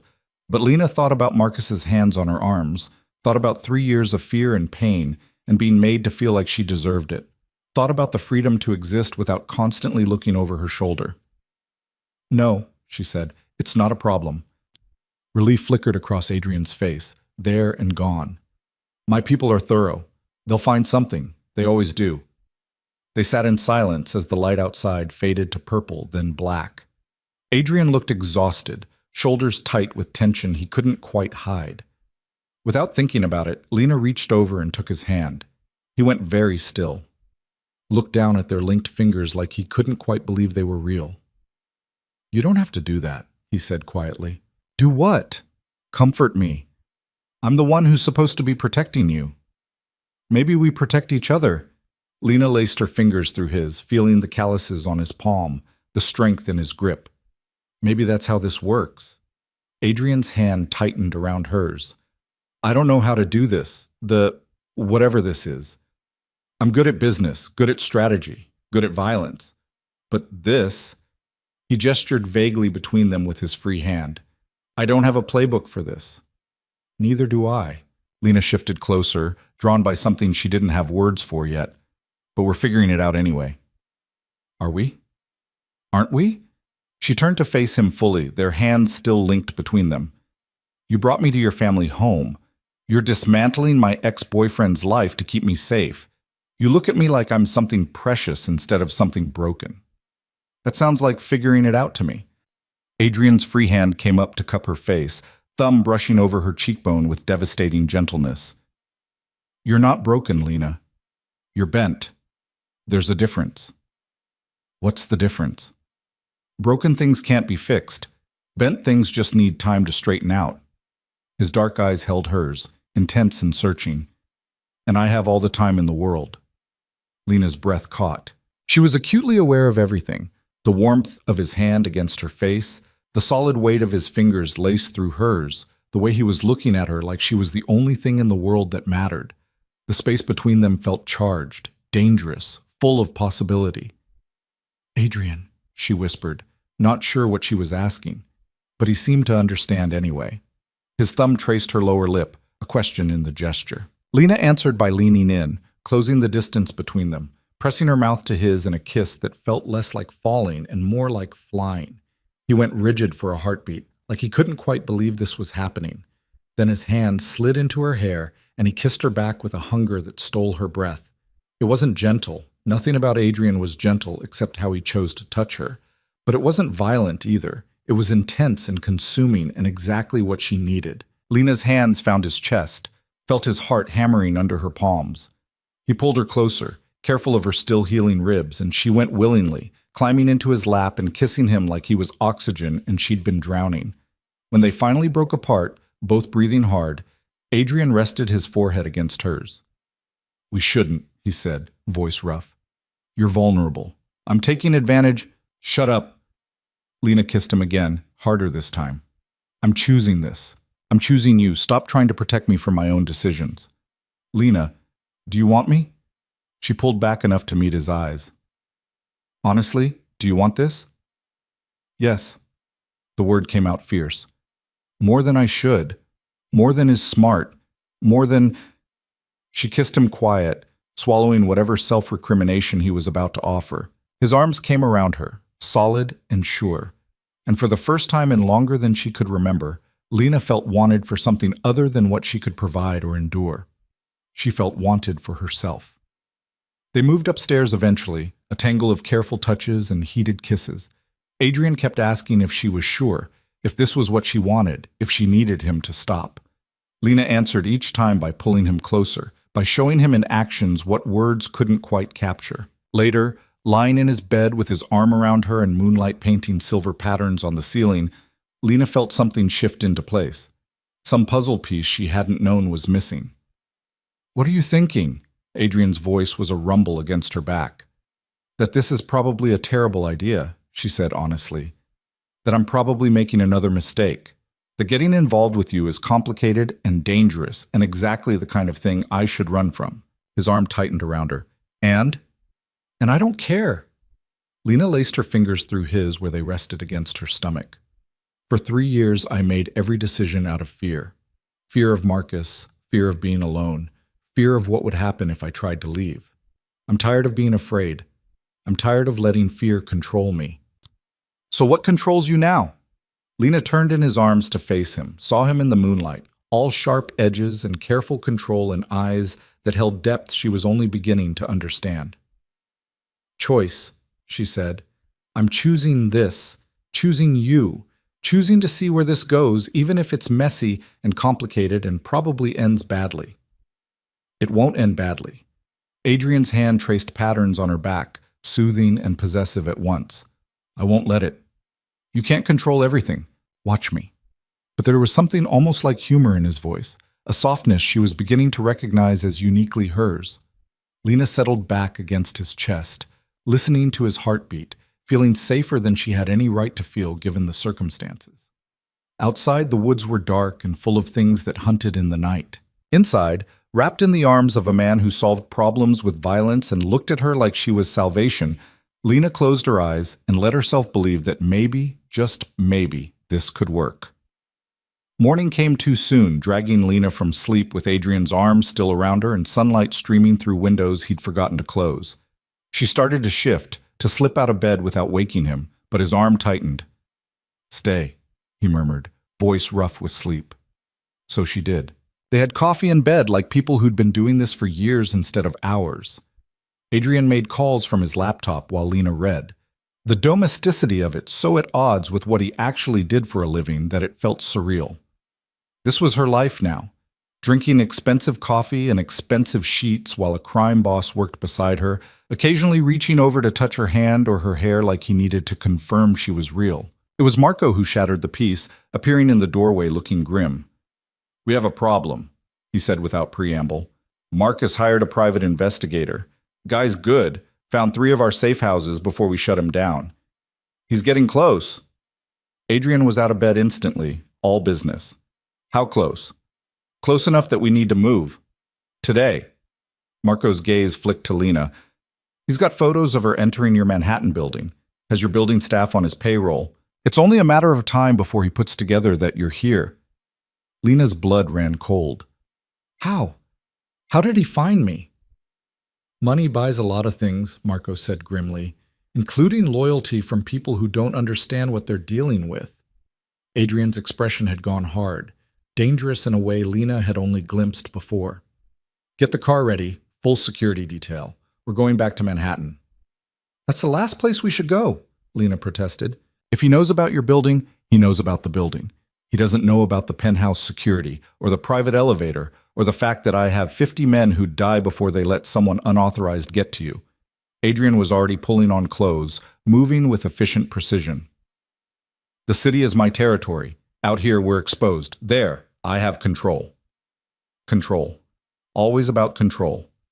Marco disappeared. Adrian finished dressing and turned to Lena, his expression softening fractionally when he saw her face. Hey. He crossed to her, cupped her face in his hands. Nothing's going to happen to you. I swear it. You can't promise that. Lena's voice came out smaller than she wanted. He's never going to stop. He's going to keep looking, keep digging, keep coming until I make him stop. Adrian's voice went cold. Permanently, if necessary. You said you wouldn't kill him. I said I wouldn't kill him without your consent. His thumb brushed over her cheekbone. But if he becomes a threat I can't contain any other way, that consent becomes irrelevant. I won't let him hurt you. I won't let anyone hurt you, even if that makes me a monster. Lena stared at him, seeing the absolute conviction in his eyes, the willingness to cross any line if it meant keeping her safe. It should have terrified her. Instead, it made something fierce and possessive unfurl in her chest. I don't want you to be a monster for me, she said quietly. Too late. Adrian kissed her forehead, gentle despite the tension in his frame. I became a monster the day I decided you were mine to protect. Might as well lean into it. They packed quickly, Lena throwing clothes into her bag while Adrian made calls in terse, controlled tones. Marco had the SUV running when they came downstairs. Another man Lena didn't recognize in the passenger seat, gun visible in a shoulder holster. The drive back to the city felt different than the drive out. Faster, more urgent. Adrian sat beside her in the back, one hand on her knee, the other on his phone coordinating things she couldn't hear. Marco drove like he was being chased, though when Lena looked back, the road behind them was empty. They were an hour from Manhattan when Adrian's phone rang. He answered, listened, and his expression went absolutely still. When? Pause. Are you certain? Another pause, longer this time. Handle it. I'll be there in 40 minutes. He ended the call and turned to Lena. Whatever he saw in her face made him reach for her hand. Marcus showed up at your friend Claire's gallery, he said carefully. Demanding to know where you were. Threatened her. Lena's vision tunneled. Is she okay? She's fine. My people were already watching the gallery. I had them positioned there as a precaution. They intervened before Marcus could do more than yell. Adrian's grip on her hand tightened. But Lena, he's escalating. He's not thinking rationally anymore, which makes him more dangerous. I need to see her. I need to make sure. We will. As soon as we get to the city. Adrian pulled her closer, wrapped his arm around her shoulders. But after that, we end this. No more half measures. No more waiting for him to make the next move. We end it today. Lena looked up at him, saw the cold determination in his eyes, the promise of violence carefully contained. She should have argued, should have pushed for a peaceful solution, for law and order and appropriate channels. But Claire was her only real friend, and Marcus had threatened her. Okay, Lena heard herself say. End it. Adrian's expression shifted, surprise and something darker. Are you sure? Because once we cross this line, I'm sure, Lena's voice came out stronger than she felt. He spent 3 years hurting me. Now he's going after the people I care about. I'm done running. I'm done being afraid. I'm done letting him control my life, even from a distance. So whatever you need to do to make this stop, do it. For a long moment, Adrian just looked at her. Then he pulled out his phone and made a call. It's me, he said when someone answered. Activate the Blake contingency. Everything we have. I want him destroyed by sunset. He listened to whatever response he got, then added in a voice that made Lena's spine stiffen, "And make sure he knows exactly why this is happening. Make sure he knows that touching what's mine comes with a price he can't afford to pay." He ended the call and met Lena's eyes. "It's done," he said quietly. "By tomorrow morning, Marcus Blake won't have a career, won't have assets, won't have anything except the understanding that he got off easy, that I showed mercy by not killing him, and that if he ever comes near you again, that mercy evaporates." Lena nodded, unable to speak past the tightness in her throat. This was it. The moment when she stopped being a victim and started being something else, something harder, something that chose violence over fear because fear had never kept her safe anyway. The city rose up around them, steel and glass and millions of lives intersecting in complicated patterns. Somewhere in all that chaos, Marcus Blake was about to learn what it meant to go to war with Adrian Viscari. And Lena, who'd once been too afraid to even think about fighting back, sat in the back of an SUV holding a crime boss's hand and felt nothing but savage satisfaction. They went straight to Claire's gallery, Adrian flanking Lena like a bodyguard, while Marco and two other men she didn't know formed a perimeter. Claire was in her office, looking shaken but defiant, and when she saw Lena, she burst into tears. "I'm so sorry," Claire said, clutching Lena's hands. "He was ranting about how you belonged to him, how you'd stolen from him, completely delusional stuff. She glanced at Adrian. "Your people got him out before he could break anything. But Lena, he's not stable. He's dangerous." "Not anymore," Adrian said quietly. "I'm handling it." Claire's eyes widened. She looked between Adrian and Lena, seemed to see something in their linked hands that made her expression shift. "Okay," she said slowly. "I'm not going to ask questions I don't want answers to. But Lena, are you safe? Really safe?" "Yes." Lena squeezed her friend's hands. "I promise, this ends today." "And you trust him?" Claire jerked her chin at Adrian. Lena turned to look at him, at this man who'd caught her when she fell, who'd brought her into his home and his life, who was currently in the process of destroying her ex-boyfriend's entire existence because Marcus had dared to threaten someone Lena cared about. "Yes," she said. "I trust him." Claire studied them both for a long moment, then sighed. "Okay, but I'm holding you to that. And if anything happens, it won't." Adrian's voice was absolute. "You have my word." They left Claire with promises to call, to check in, to have coffee soon. Back in the SUV, Adrian pulled Lena against his side and made more calls while Marco navigated through traffic. By the time they reached his building, it was early evening and Adrian's phone had stopped ringing. "It's done," he said as they rode the private elevator to his penthouse. "Marcus Blake has been disbarred pending investigation into ethics violations. His bank accounts have been frozen by the IRS for tax fraud. His apartment lease was terminated for non-payment. Turns out his landlord found a better offer, and every major law firm in the city has been quietly informed that hiring him would be inadvisable." Lena absorbed this, trying to process the sheer scope of what he'd done. "You destroyed his entire life in 6 hours. I removed the tools he used to hurt people, including you." Adrian's expression was unreadable. "He can rebuild if he wants, but it'll be somewhere else. Doing something else, far away from you. And if he's smart, he'll take the lesson and disappear. And if he's not smart?" Adrian's hand found the small of her back as the elevator doors opened. "Then the consequences escalate. But I don't think it'll come to that. Men like Marcus fold when they lose everything. They're only strong when they have power. Take away the power, and they're nothing." They entered the penthouse to find Rosa waiting, looking relieved when she saw Lena. "Thank goodness," she said, pulling Lena into a quick hug. "When Mr. Vescari said there was trouble, I worried." "I'm fine," Lena assured her. "Everyone's fine." Rosa nodded, then tactfully disappeared, leaving them alone in the vast living room with its view of the park and the city beyond. Adrian moved to the windows, staring out at the lights beginning to appear in the gathering dark. "Are you okay?" Lena asked quietly. He turned to look at her, and for the first time since this whole thing started, he looked tired. "I should be asking you that." "I asked first." Adrian smiled, a brief flash that softened his whole face. "I'm fine. Just thinking about what comes next." "What does come next?" He crossed to her, took both her hands in his. That depends on what you want. You're safe now. Marcus is handled. You can go back to your life, move in with Claire, rebuild without any of my darkness touching you. Or? Her heart was beating too fast. Or you stay. His dark eyes held hers. You stay here, with me, and we figure out what this is between us. We take it slow or fast or however you want, but you stay. Lena looked around the penthouse, at the space she'd occupied for weeks now, at the life she'd accidentally fallen into, at the man who'd caught her and kept catching her every time she threatened to fall. She thought about Claire's gallery and normal life and starting over the right way, thought about therapy and healing and all the things she probably needed to be healthy.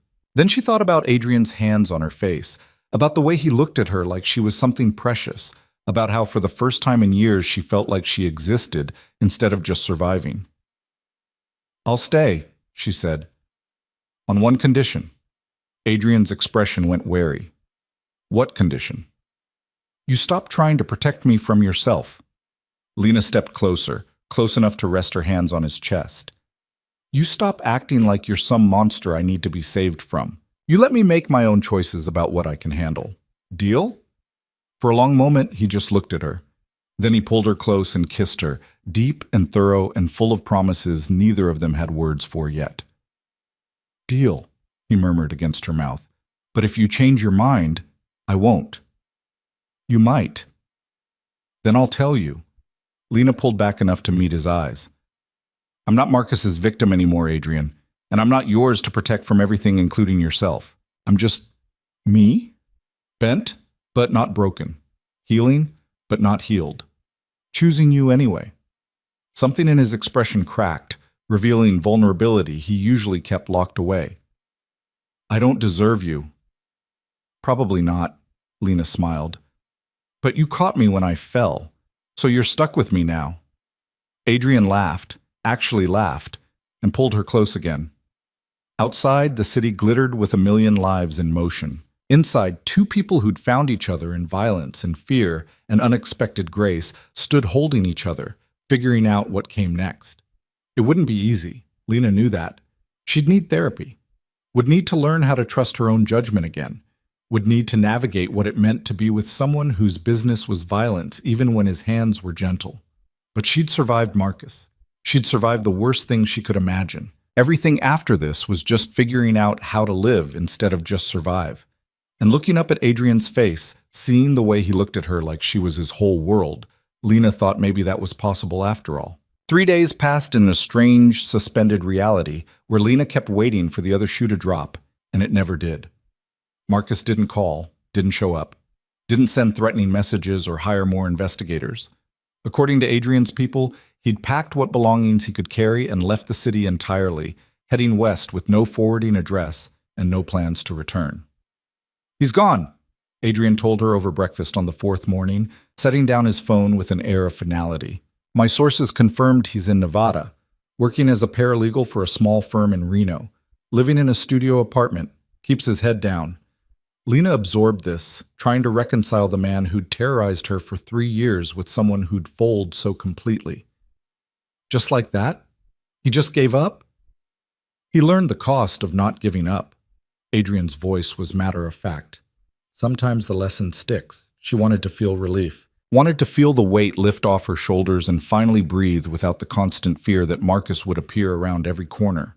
But all she felt was a strange emptiness, like she'd been bracing against a door that had suddenly disappeared. You okay? Adrian reached across the table, covered her hand with his. I don't know. Lena stared at their joined hands. I spent so long being afraid of him, and now he's just gone, and I don't know what to do with myself. You live. Adrian's thumb traced circles on her palm. You figure out who you are when you're not running or hiding. You build something new. Is that what you did after your father died? He was quiet for a moment, considering. I rebuilt what he'd broken. Different approach, same foundation. But you're starting from scratch. That's harder and easier. Depends on the day. Lena looked up at him, saw something vulnerable in his expression that he usually kept hidden. Teach me. Teach you what? How to rebuild. How to be strong. How to... She gestured vaguely, frustrated by her inability to articulate what she meant. How to be someone who doesn't flinch when doors slam. Someone who can walk down the street without checking over her shoulder. Someone who exists instead of just surviving. Adrian stood, moved around the table, and pulled her up into his arms. You're already that person, Lena. You just haven't realized it yet. I don't feel like that person. You crashed through restaurant doors covered in blood rather than stay with a man who was killing you. You trusted a stranger when every instinct probably told you to run. You stood up to me when I tried to make decisions for you. You chose to stay even knowing what I am. His hands framed her face, tilting it up to meet his eyes. You're stronger than you think. You just need time to remember. She wanted to believe him, wanted to feel the strength he seemed to see in her. But standing there in his kitchen, wearing his t-shirt and trying not to cry, she mostly just felt tired. What if I can't? She whispered. What if I'm too broken? Then I'll hold the pieces until you're ready to put them back together. Adrian kissed her forehead, however long it takes. It was the therapist's idea to start small. Doctor Sarah Chen, 40-something, sharp-eyed, with an office in the Upper East Side that felt more like a living room than a clinical space, had listened to Lena's story with professional compassion and then prescribed homework. I want you to do one thing each day that scares you, Dr. Chen said during their second session. Not big things, not dramatic gestures, small acts of reclamation. Take a different route to the coffee shop. Wear red lipstick if you never did before. Say no to something you'd normally agree to out of habit. That's it? Lena had expected something more profound, more therapeutic. That's it? Dr. Chen smiled. Trauma lives in the body, in the patterns we develop to protect ourselves. We break those patterns one small choice at a time. So Lena started small. She went to the coffee shop alone, the first time she'd been out without Adrian or Marco or someone watching her back in weeks. She ordered something different than her usual. She sat at a table instead of hiding in the corner. She made eye contact with strangers and didn't immediately look away. Each small thing felt monumental. Each tiny act of normalcy required courage she hadn't known she possessed, but she did it anyway. Adrian watched this transformation with something that looked like pride mixed with concern. He gave her space when she needed it, but never went far, always just a phone call away if the panic got too bad. He didn't hover, seemed to instinctively understand that she needed to do this herself, but he made sure she knew he was there. How was therapy? He'd ask each time she came home, and she'd tell him about the homework assignments, about the breathing exercises, about the way Dr. Chen was helping her untangle 3 years of learned helplessness and rebuild her sense of self. He listened to all of it with an attention that made her feel seen in ways she'd forgotten were possible. 2 weeks after Marcus left the city, Claire invited them both to dinner at her apartment. Lena almost said no. The thought of navigating the social complexity of her best friend and her crime boss boyfriend in the same room made her want to hide. But that was exactly the kind of fear Dr. Chen wanted her to push through. So she said yes. Claire's apartment was small but warm, decorated with art she'd collected over years of gallery work. She greeted them at the door with wine and a slightly manic smile that suggested she was as nervous about this as Lena was. Adrian, she said, overly formal. Thanks for coming. Thank you for having me. He handed her a bottle of wine that probably cost more than her rent, effortlessly polite in a way that suggested he'd done this before. They made it through appetizers with stilted small talk about the gallery and the weather and carefully neutral topics. Then Claire poured them all more wine and fixed Adrian with a direct stare. So let's just address the elephant in the room, she said. You're a crime boss. Lena's my best friend who just escaped an abusive relationship. And you two are... What, exactly? Claire, Lena started. No, it's fine. Adrian set down his wine glass, met Claire's gaze directly. You're right to be concerned. You care about Lena. You want to make sure she's not trading one bad situation for another. I respect that. So answer the question, what are you two? Adrian glanced at Lena, something soft in his expression. We're figuring it out, taking it slow. She's living with me but has her own space. She's in therapy working through what she needs to work through. I'm trying not to be... He paused, searching for words, trying not to be too much too fast. And the crime boss thing? Claire pressed. That doesn't bother you, Lena? Lena took a breath, felt Adrian's eyes on her, felt the weight of the question and the honesty it deserved. It should, she admitted. I should be horrified by what he does, by the violence and the gray areas and all of it.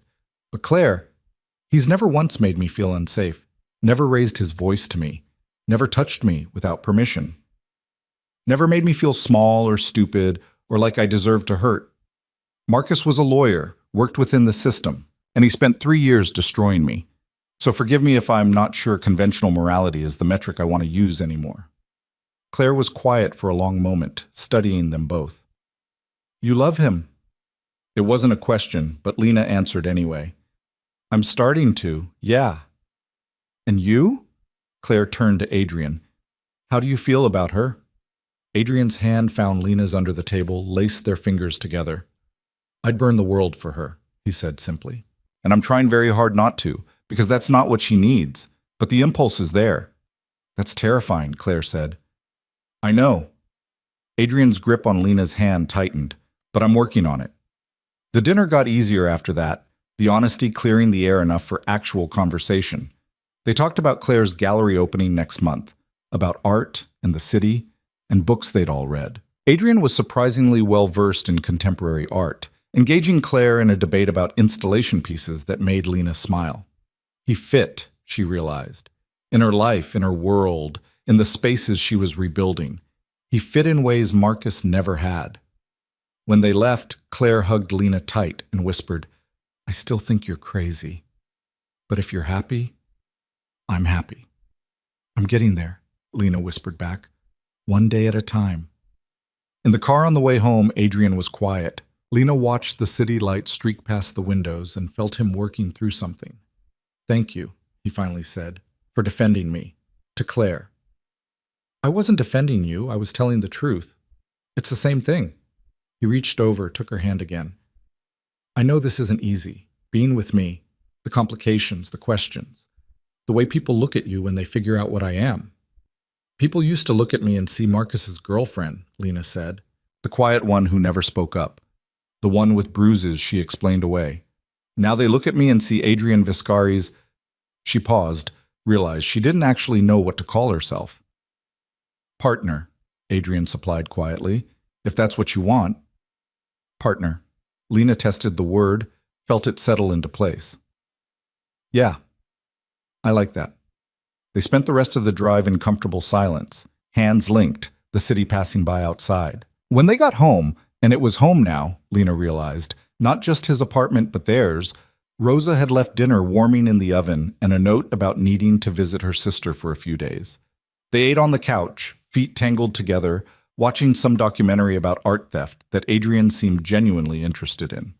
Normal things. Domestic things. The kind of evening Lena had once dreamed about and stopped believing was possible. I have to go to Chicago next week, Adrian said during a lull. Business thing, 3 days, maybe 4. Lena's stomach dropped. The thought of being here without him, even with Marco and Rosa and all the security money could buy, made her chest tight. Adrian must have seen it in her face because he pulled her closer. Come with me. To Chicago? For business? Why not? You can explore the city while I'm in meetings. We can have dinners somewhere that's not here. Get away for a few days. He paused. Unless you'd rather stay. I know Dr. Chen wants you building independence. Lena thought about it. About staying here alone as proof she could.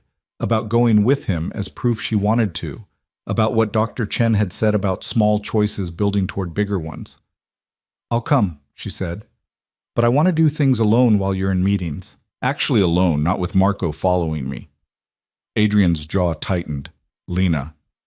I need to prove I can. She turned to face him fully. I need to know I can walk around a strange city by myself without falling apart. That I can exist independently even when I'm choosing to be with you. Okay? He studied her for a long moment, conflict clear in his expression. Finally, he nodded. Okay. But you keep your phone on. You check in every few hours. And if anything feels wrong, I'll call you immediately. Lena kissed him, soft and quick. I promise. You're going to give me a heart attack, he muttered, but pulled her back in for a longer kiss that made her forget why they were talking about Chicago in the first place. Chicago was cold and windy and beautiful in ways New York wasn't. Adrian set them up in a suite at the Park Hyatt with views of the lake and the city, all glass and steel and luxury. Their first morning, he left for meetings with a kiss and a reminder to call if she needed anything, and Lena stood at the window watching the city wake up and trying not to panic. She could do this. She'd walked Manhattan alone, had gone to therapy alone, had started rebuilding her life in small, careful pieces. A day in Chicago was just another piece. The museum was her first stop, the Art Institute, massive and overwhelming in the best way. Lena lost herself in galleries full of impressionists and modern installations, in the quiet contemplation of beauty that had nothing to do with fear or survival. She had lunch alone at a cafe, made small talk with the waitress, paid with Adrian's credit card, and felt only slightly guilty about it. He'd insisted, said she should enjoy herself, said he wanted her to have things that made her happy. She was learning to let him do that without feeling like she owed him something in return. The panic attack hit on day 2, in the middle of Millennium Park with tourists everywhere and the bean reflecting distorted versions of reality. One minute Lena was fine, admiring the sculpture and feeling proud of herself for doing this alone. The next, her chest was tight and she couldn't breathe and the crowd pressed in too close, and she was certain Marcus was there, somewhere in the mass of people, waiting to drag her back. She found a bench, sat down hard, put her head between her knees, and tried to remember the breathing exercises Dr. Chen had taught her. 4 counts in. Hold for 4, 4 counts out, repeat. Her phone rang. Adrian's name on the screen.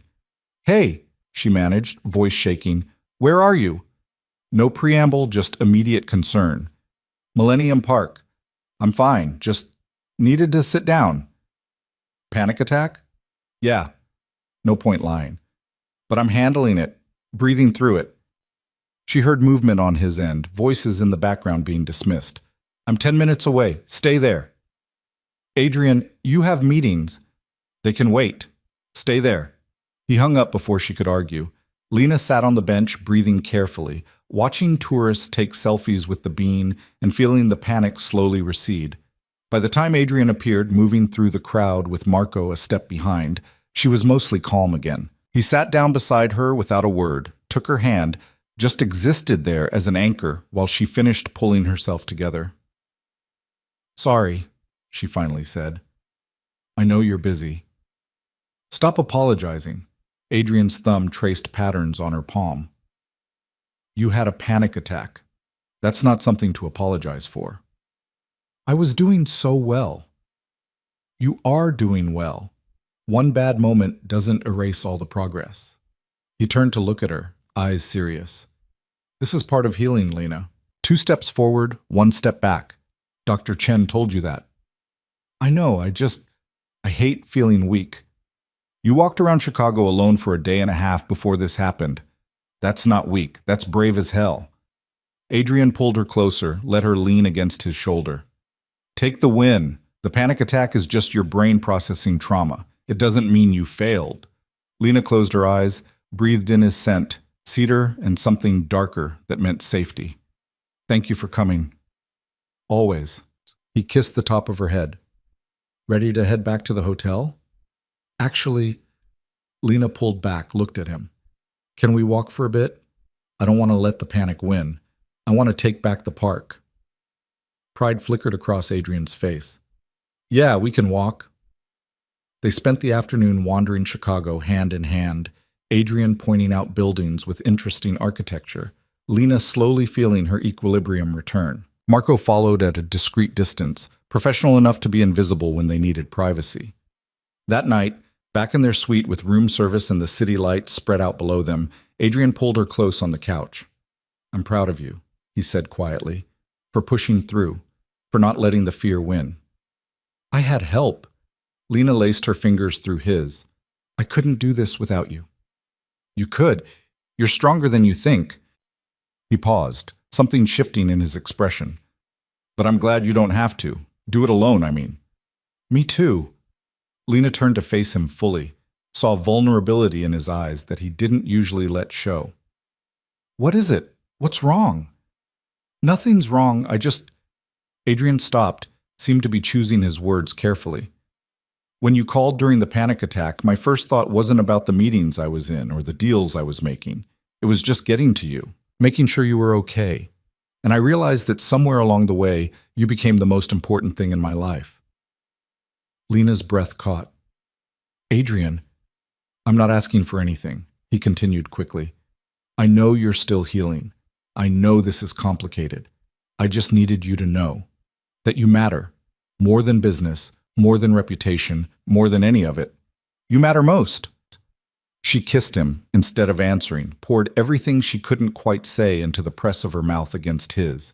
He responded with a hunger tempered by gentleness, pulling her closer until there was no space between them. When they finally broke apart, both breathing hard, Lena rested her forehead against his. You matter most to me too, she whispered. I know I'm supposed to focus on healing, on building independence, on all the healthy things Dr. Chen talks about. But Adrian, you're part of that healing. You're part of what makes me want to get better. And I don't care if that's codependent or unhealthy or whatever. It's true. We'll figure it out, Adrian said. The healthy balance. The independence without loneliness. All of it. Together. Together, Lena agreed and kissed him again. They made love that night with a tenderness that felt different than before, less desperate and more certain. Afterward, wrapped in hotel sheets with Adrian's arm around her and the city glowing outside, Lena felt something shift into place.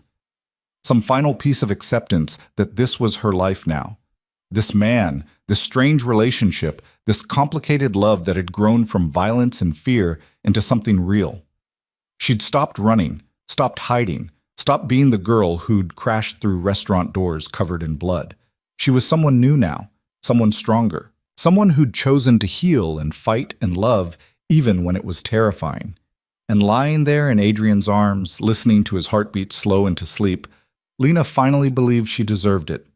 They flew back to New York 2 days later. Lena actually relaxed in a way she hadn't been since this whole thing started. The penthouse welcomed them back with Rose's cooking and fresh flowers and the familiar comfort of home. Life settled into a rhythm after that. Therapy twice a week, coffee with Claire, small outings alone that gradually became bigger as her confidence grew. Adrian's business continued, meetings and deals and the careful violence he wielded to maintain control, but he kept it separate from her, gave her the option to know or not know, depending on what she could handle. She chose not to know most of the time, chose to focus on this man who came home to her each night, who looked at her like she was his whole world, who made her laugh and held her when nightmares came and never once made her feel small. It was a month after Chicago when the letter came. Rosa brought it up with the morning mail, an envelope addressed to Lena in handwriting she didn't recognize. No return address. Postmarked from Nevada. Her hand shook as she opened it. The letter inside was short, written in Marcus's precise script. Lena, I'm not asking for forgiveness. I know I don't deserve it. I'm writing because my therapist says I need to take accountability for what I did. So here it is. I hurt you. Repeatedly. Intentionally. I used your love as a weapon and your fear as control. I told myself I loved you while treating you like property. I was wrong. I am sorry. I'm getting help now. Real help. And I want you to know that you were right to run, right to fight back, right to find someone who treats you better than I ever did. I hope you're happy. I hope you're healing.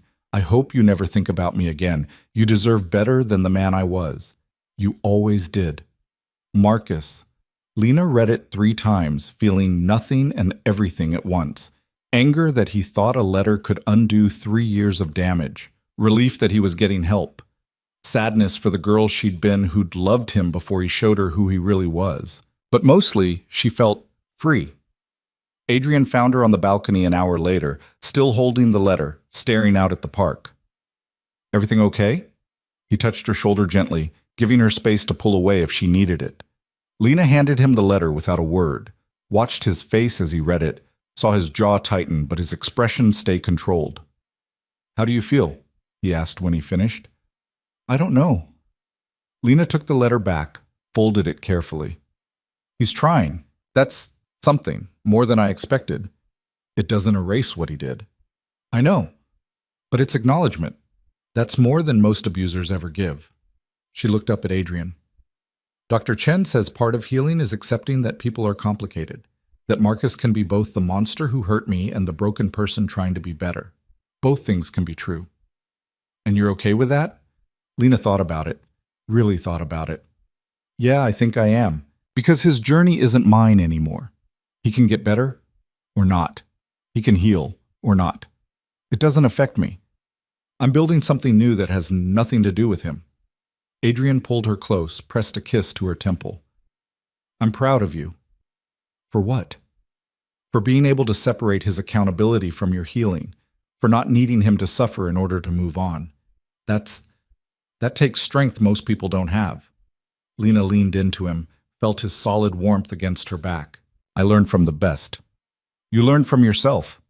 Adrian's arms tightened around her. I just gave you space to remember who you were before he tried to destroy you. They stood there as the sun tracked across the sky, two people who'd found each other in darkness and chose to build something in the light. It wouldn't always be easy. Lena knew that. There would be more panic attacks, more nightmares, more moments when the past reached out to drag her back. But she also knew she wouldn't face them alone. That night, Lena burned the letter in the fireplace, watching Marcus's words turn to ash and smoke. Adrian stood beside her, silent support, letting her process this final goodbye in her own way. When the last ember died, Lena turned to him and smiled. A real smile, full and genuine and free. Ready for whatever comes next? She asked. Adrian took her hand, laced their fingers together in a gesture that had become as natural as breathing. With you? He said. Always. And standing there in the firelight, watching the past turn to ash, Lena Carter finally believed she was going to be okay. More than okay. She was going to thrive. The ashes from Marcus's letter were still warm in the fireplace when Adrian's phone rang. He glanced at the screen, frowned, and stepped away to answer. Lena watched the tension settle into his shoulders, heard the shift in his voice from soft to business sharp, and knew whatever calm they'd found was about to be tested. He ended the call and turned back to her, expression carefully neutral in that way that meant he was hiding something complicated. What is it? Lena asked. Thomas Carver. Adrian said the name like it tasted bitter. He wants a meeting, tomorrow night. Who's Thomas Carver? Someone I haven't spoken to in 3 years. Someone who... Adrian stopped, jaw tight.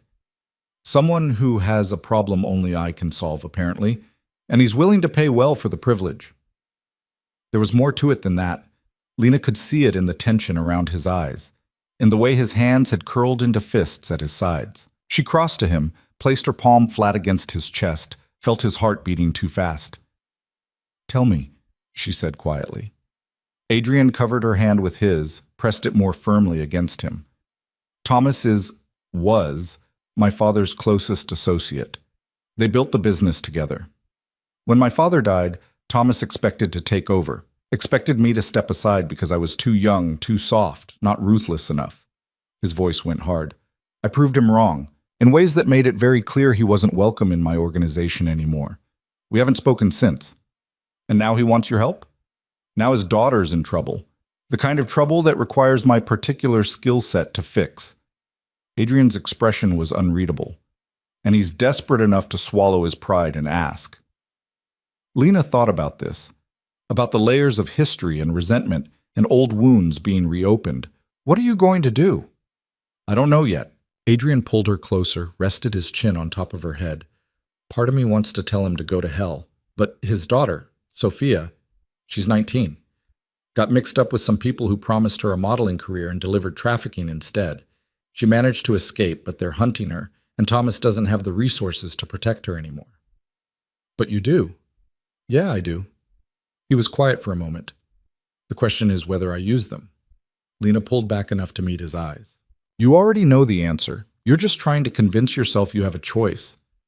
Adrian almost smiled. Am I that transparent? To me?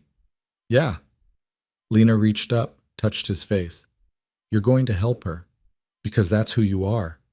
You catch people when they fall, even when they're the daughters of men who wanted you to fail. She's innocent in all this. Whatever Thomas and I have between us, that's not her fault. Adrian turned his head, kissed Lena's palm. But taking this meeting means walking back into old territory, old conflicts, Things I've spent 3 years trying to move past. Then I'll go with you. Adrian's eyes went sharp. Lena, you said it yourself. This is who you are. This is what you do. She kept her voice steady. And if we're partners, really partners, then I need to understand all of it, not just the parts you think I can handle. This isn't some business dinner or gallery opening. This is... Adrian stopped, searching for words. This is the ugly part. The part where violence is on the table and mercy is a negotiation. I've kept you separate from this for a reason. I know, and I appreciate it, but I can't spend the rest of my life in a bubble where I only see the good parts of who you are. Lena stepped closer, held his gaze. Let me in. All the way in. Trust me to handle it. For a long moment, Adrian just looked at her. Then something in his expression shifted. Resignation mixed with respect, mixed with something that looked like love. Okay, he said quietly. You can come.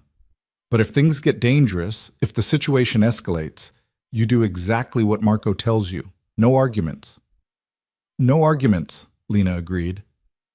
The meeting was set for 9 p.m. the following night at Luz Dorada, the same restaurant where Lena had crashed through the doors 2 months ago. The symmetry wasn't lost on her as they walked through the entrance.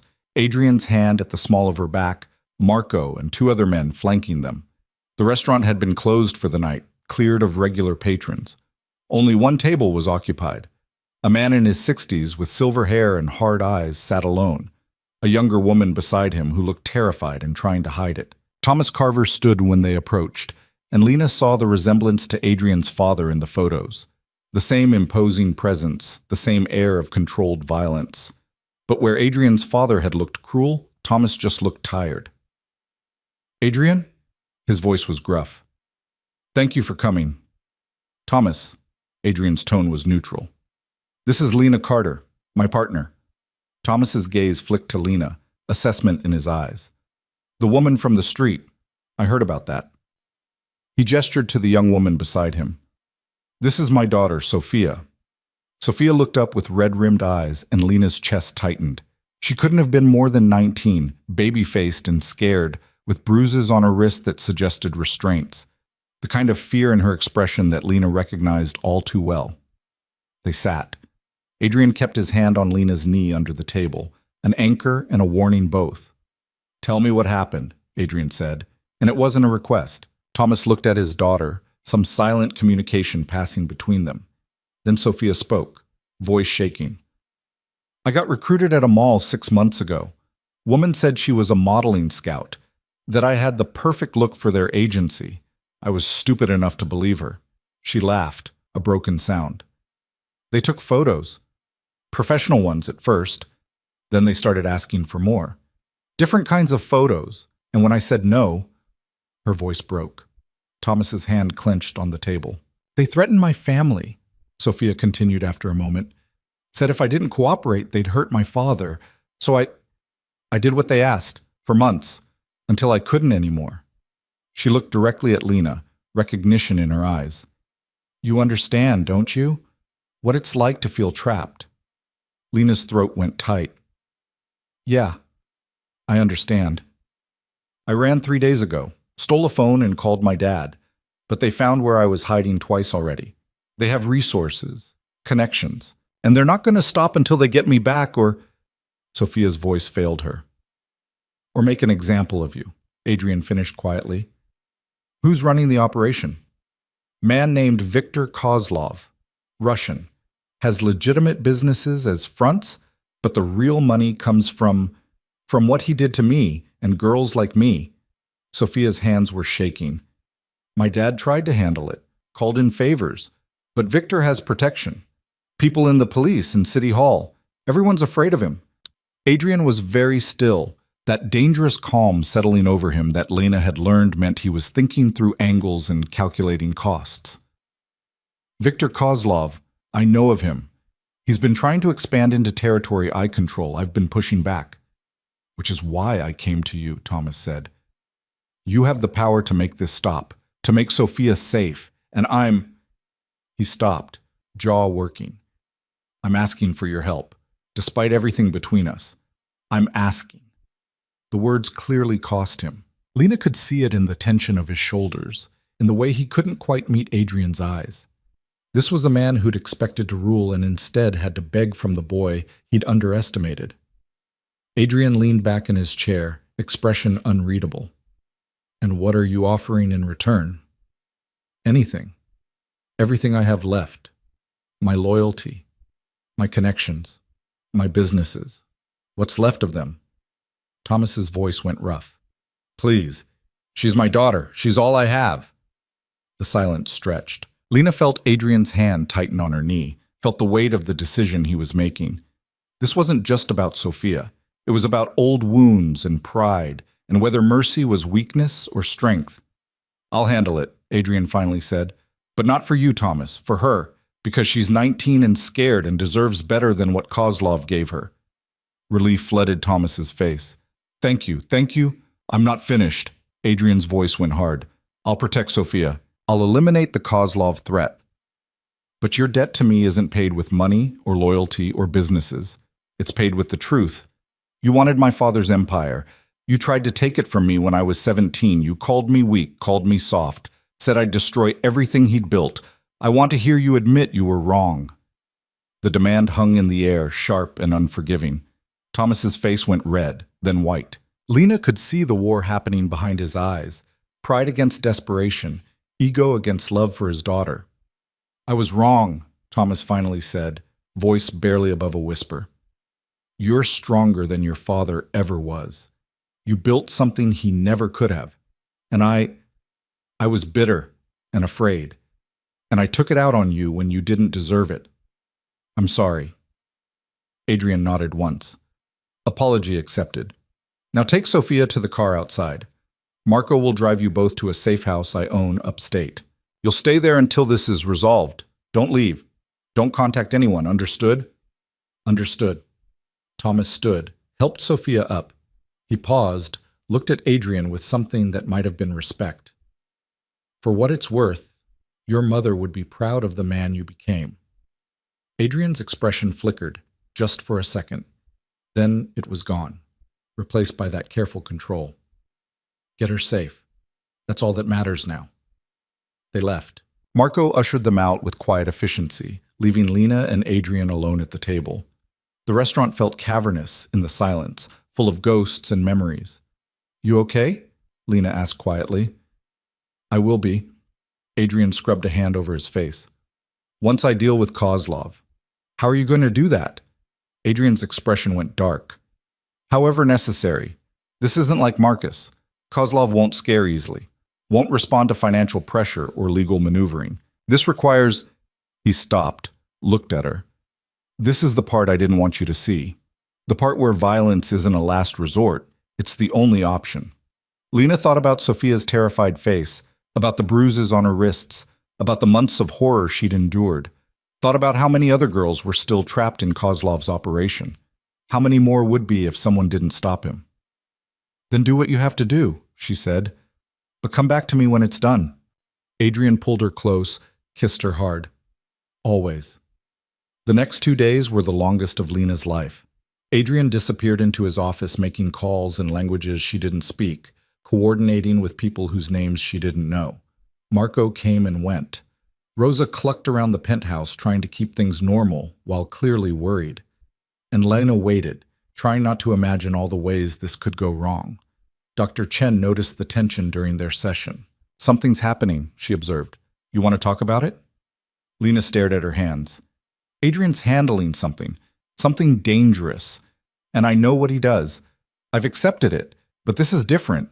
This is active threat, active violence, and I'm just waiting." "How does that feel?" "Terrifying, but also—" Lena searched for the right words. "Also right? He's protecting someone who can't protect themselves. He's using his power for something good, even if the methods aren't. And I think that's who he is at his core. Not the violence, the protection." Dr. Chen nodded slowly. "You've come a long way from the woman who couldn't make eye contact 2 months ago." "I had good teachers," Lena managed to smile. "You, Claire, Adrian, even Marcus in his own twisted way. He taught me what I won't tolerate ever again." "And what will you tolerate?" Lena thought about Adrian's hands on her face, about the way he asked permission before touching her, about how he'd dismantled Marcus's life to keep her safe, about how he'd taken in a broken stranger and given her space to heal. Complexity, she said, imperfection, darkness that chooses mercy.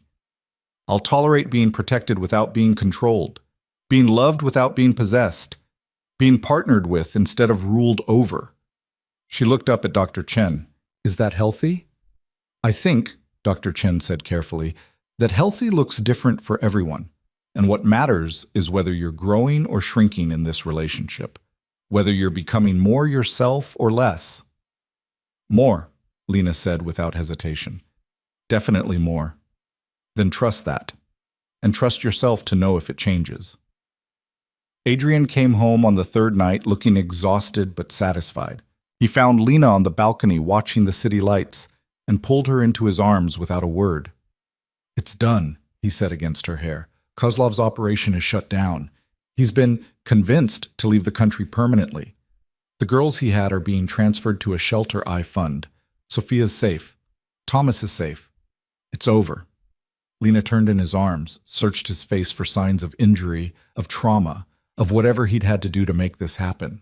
Found only that same careful control and bone-deep weariness. Are you okay? She asked. I will be. Adrian's arms tightened around her. I just need this. You. Something good to balance out the necessary evil. They stood there as the night deepened, holding each other, two people who'd found light in each other's darkness. Eventually they went inside. Adrian showered, washing away whatever had happened in those 3 days. Lena made tea and waited. When he emerged, wearing sweatpants and nothing else, he looked younger, more vulnerable. He found her in the living room and pulled her onto the couch, arranged her so she was tucked against his side. Thank you, he said quietly. For what? For not asking for details. For trusting me to do what needed doing. For waiting. He kissed the top of her head. For being here when I came back. Where else would I be?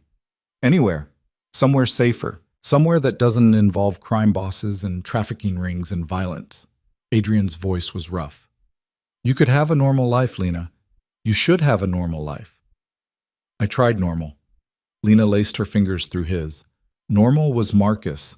Normal was getting beaten down until I forgot who I was. Normal was being afraid to exist. So forgive me if I'm not interested in normal anymore. What are you interested in?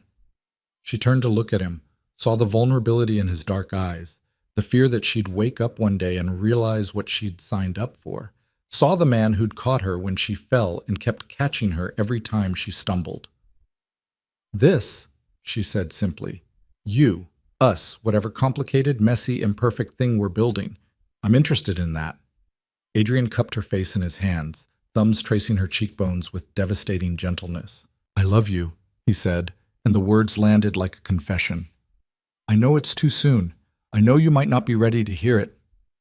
But I need you to know. I love you, Lena Carter, more than I've ever loved anything. Lena's eyes burned with tears she didn't try to hide. I love you too. Even though it's crazy, even though we barely know each other, even though you're dangerous and complicated and everything I should run from, I love you anyway. He kissed her then, soft and thorough and full of promise. When they finally broke apart, both breathing hard, Adrian rested his forehead against hers. Move in with me, he said, officially. Not just staying here while you figure things out. Actually move in. Make this place ours instead of mine. I already live here, Lena pointed out, smiling. But your stuff's still in storage. You still talk about this as Adrian's apartment instead of home. He stopped, searching for words. I want you to claim space here. Paint the guest room whatever color you want. Fill the closets with your clothes. Leave your books all over my office. Make this place feel lived in instead of like a museum. Lena thought about it, about the difference between staying and belonging, about what it meant to stop treating this as temporary and start treating it as permanent. Okay, she said. Yeah, let's do it. The smile that spread across Adrian's face was blinding. He pulled her close again, and they spent the rest of the night making plans, where her books would go, what color to paint the guest room that would become her office, how to merge their lives into something cohesive. It felt like building, like creating something new from the ruins of who they'd been before. The weeks that followed were a blur of integration. Lena's things came out of storage, books and clothes, and the few possessions she'd salvaged from her old life. She claimed the guest room as her own space, painting it a soft gray blue that reminded her of early morning. Set up a desk where she could write, something Dr. Chen had suggested as a form of processing. Claire helped, showing up with wine and opinions about furniture placement. She and Adrian had reached a tentative truce, united by their shared investment in Lena's well-being, if nothing else. "He's growing on me," Claire admitted one afternoon while they assembled a bookshelf. "Still think you're crazy, but he makes you happy, and that counts for something." "He does make me happy," Lena agreed, "in ways I didn't know I could be happy." "Have you thought about what comes next? Long term?" Lena tightened a screw, considering. "Not really. I'm trying to stay present, enjoy what we have now instead of worrying about the future." "Very zen of you." Claire handed her another piece of the shelf.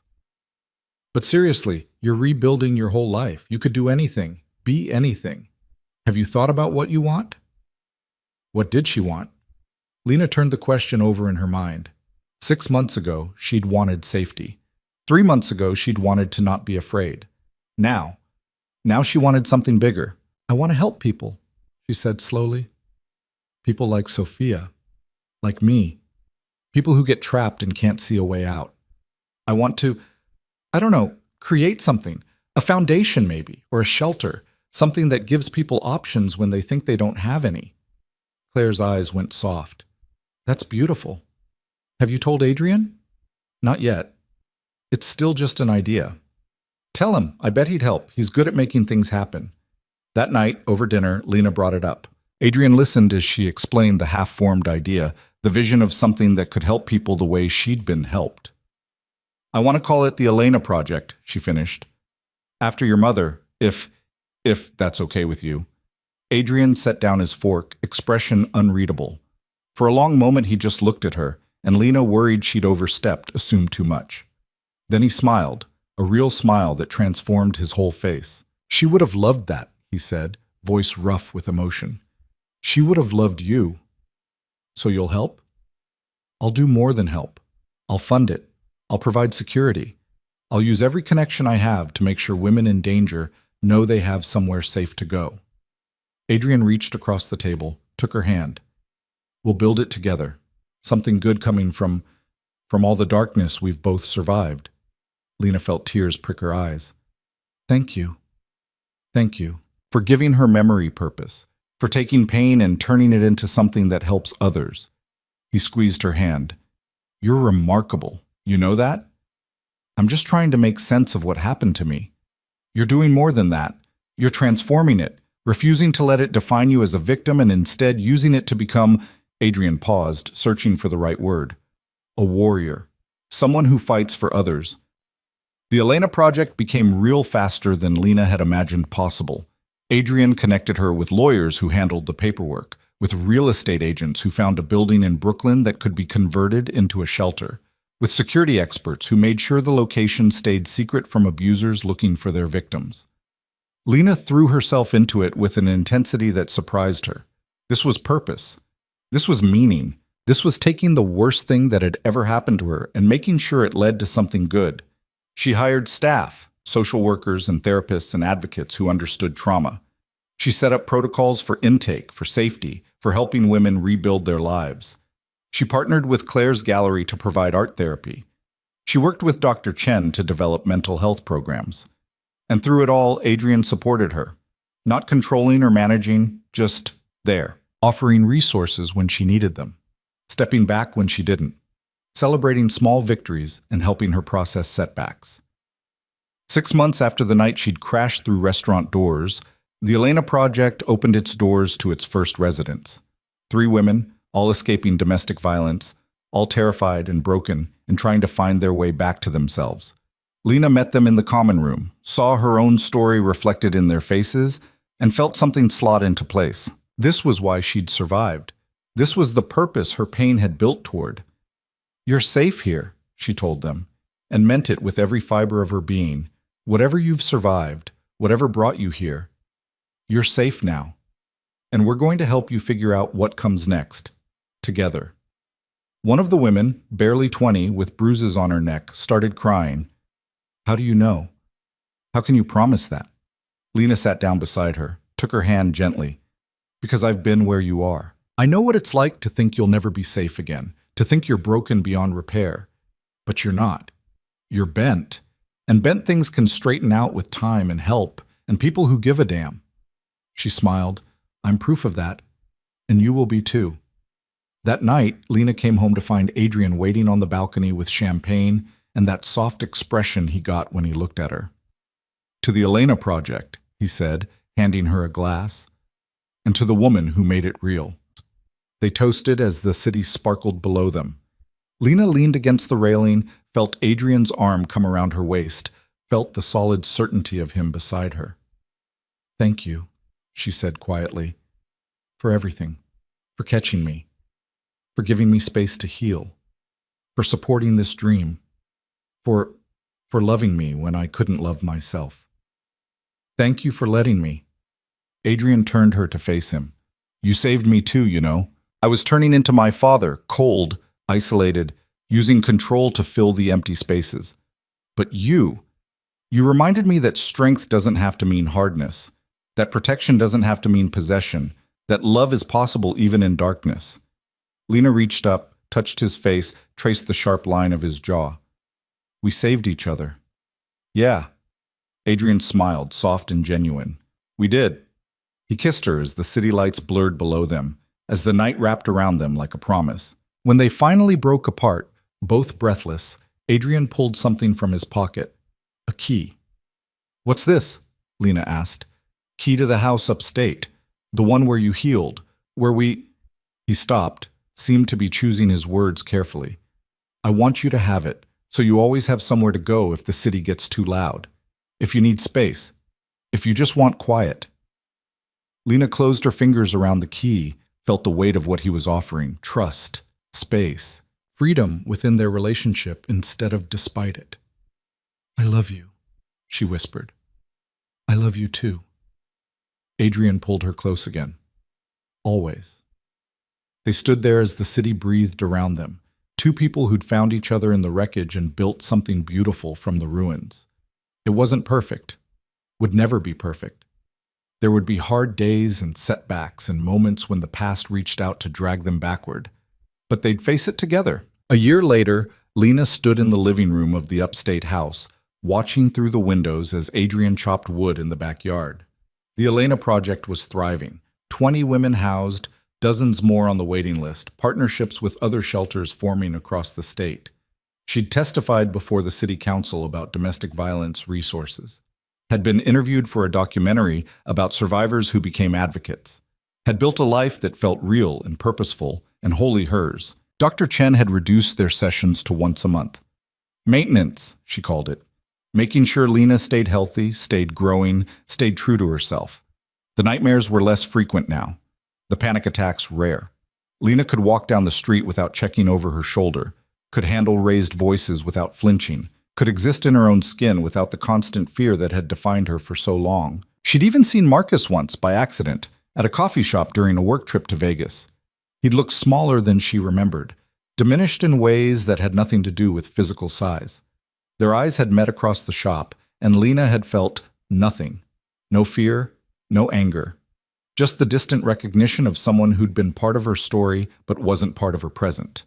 He'd nodded once, a small acknowledgement, and left without approaching her. And Lena had ordered her coffee and gone on with her day, unshaken, whole. Adrian came inside now, saw her lost in thought and crossed to pull her into his arms. He smelled like pine and fresh air and home. What are you thinking about? He asked. How far we've come. How different everything is from that night I crashed through the restaurant doors. Lena turned in his arms, looked up at him. I was so broken then, so sure I'd never be whole again. And then now? Now I know I was never actually broken, just bent. She smiled. You taught me that. You taught yourself. I just held the pieces while you figured out how to put them back together. Lena kissed him, soft and slow and full of gratitude for this man who'd caught her when she fell and loved her through the healing. When they broke apart, she rested her forehead against his. "I never thanked you," she said quietly, "for seeing me that night, for not walking past, for making my safety matter more than your convenience. You don't need to thank me for that. You were falling. I caught you. It's what we do for each other." "Is that what we do?" "Yeah." Adrian's arms tightened around her. "That's exactly what we do." They spent the weekend at the upstate house, hiking through woods that had seen them at their most vulnerable, cooking meals together, existing in the comfortable silence of two people who'd learned each other's rhythms. On Sunday evening, as they packed to head back to the city, Adrian pulled Lena onto the porch where they'd first acknowledged what was growing between them. "I have something for you," he said, and there was nervousness in his voice that she'd never heard before. "What is it?" Adrian pulled a small box from his pocket, opened it to reveal a ring, simple, elegant, a single stone that caught the fading sunlight and split it into rainbows. Lena's breath caught. "I know we said we'd take things slow," Adrian started, words tumbling out faster than his usual controlled pace. "I know you're still healing, still building, still figuring out who you are outside of survival. But Lena, I know who I am with you. I'm better, gentler, more human. And I want to spend the rest of my life catching you when you fall and letting you catch me when I forget how to be anything other than what my father made me." He took a breath, steadied himself. "I'm not asking you to marry me tomorrow, or next month, or even next year. I'm just asking if, someday, you'd be willing to make this official. To build a life together that's ours. Not mine or yours, but genuinely shared. To be partners in everything, not just survival, but joy and purpose and whatever comes next." Lena stared at the ring, at this man who'd seen her at her worst and loved her anyway, at the life they'd built from violence and fear and unexpected grace. She thought about the girl she'd been a year ago, broken and terrified and sure she'd never be safe again. Thought about the woman she was now, strong and purposeful and loved in ways that made her feel whole. "Yes," she said, and watched Adrian's face transform with joy. "Someday, when we're both ready, when it's the right time. Yes." Adrian slipped the ring on her finger, kissed her hard, and Lena kissed him back with all the love and gratitude and hope she'd learned to feel again. When they finally broke apart, both laughing and crying, she held up her hand and watched the stone catch the light. "I love you," she said. "My dangerous, complicated, beautiful man who saved me by letting me save myself." "I love you too," Adrian replied. "My brave, fierce, remarkable woman who reminded me what it means to be human." They stood there as the sun set over the woods, wrapped in each other and the future they were building together. It wouldn't be perfect, would never be simple, but it would be theirs, built on honesty and choice and the kind of love that grew from darkness into light. Lena Carter, who'd once crashed through restaurant doors barefoot and bleeding, looked at the man beside her and the ring on her finger and the life spread out before them, and felt something she hadn't felt in longer than she could remember. Hope. Not the desperate hope of survival, but the deep, certain hope of someone who'd learned that broken things could heal, that bent could straighten, that falling could lead to being caught by exactly the right person at exactly the right time. She'd survived Marcus. She'd survived the worst thing she could imagine. And now she was going to do more than survive. She was going to thrive. With Adrian beside her, with the Elena project giving purpose to her pain, with a future built on choice instead of fear, Lena Carter was finally, completely, beautifully free. And standing there on the porch where their story had really begun, watching the last light fade from the sky, she knew with absolute certainty that this was exactly where she was meant to be. Not running, not hiding, not afraid, just home.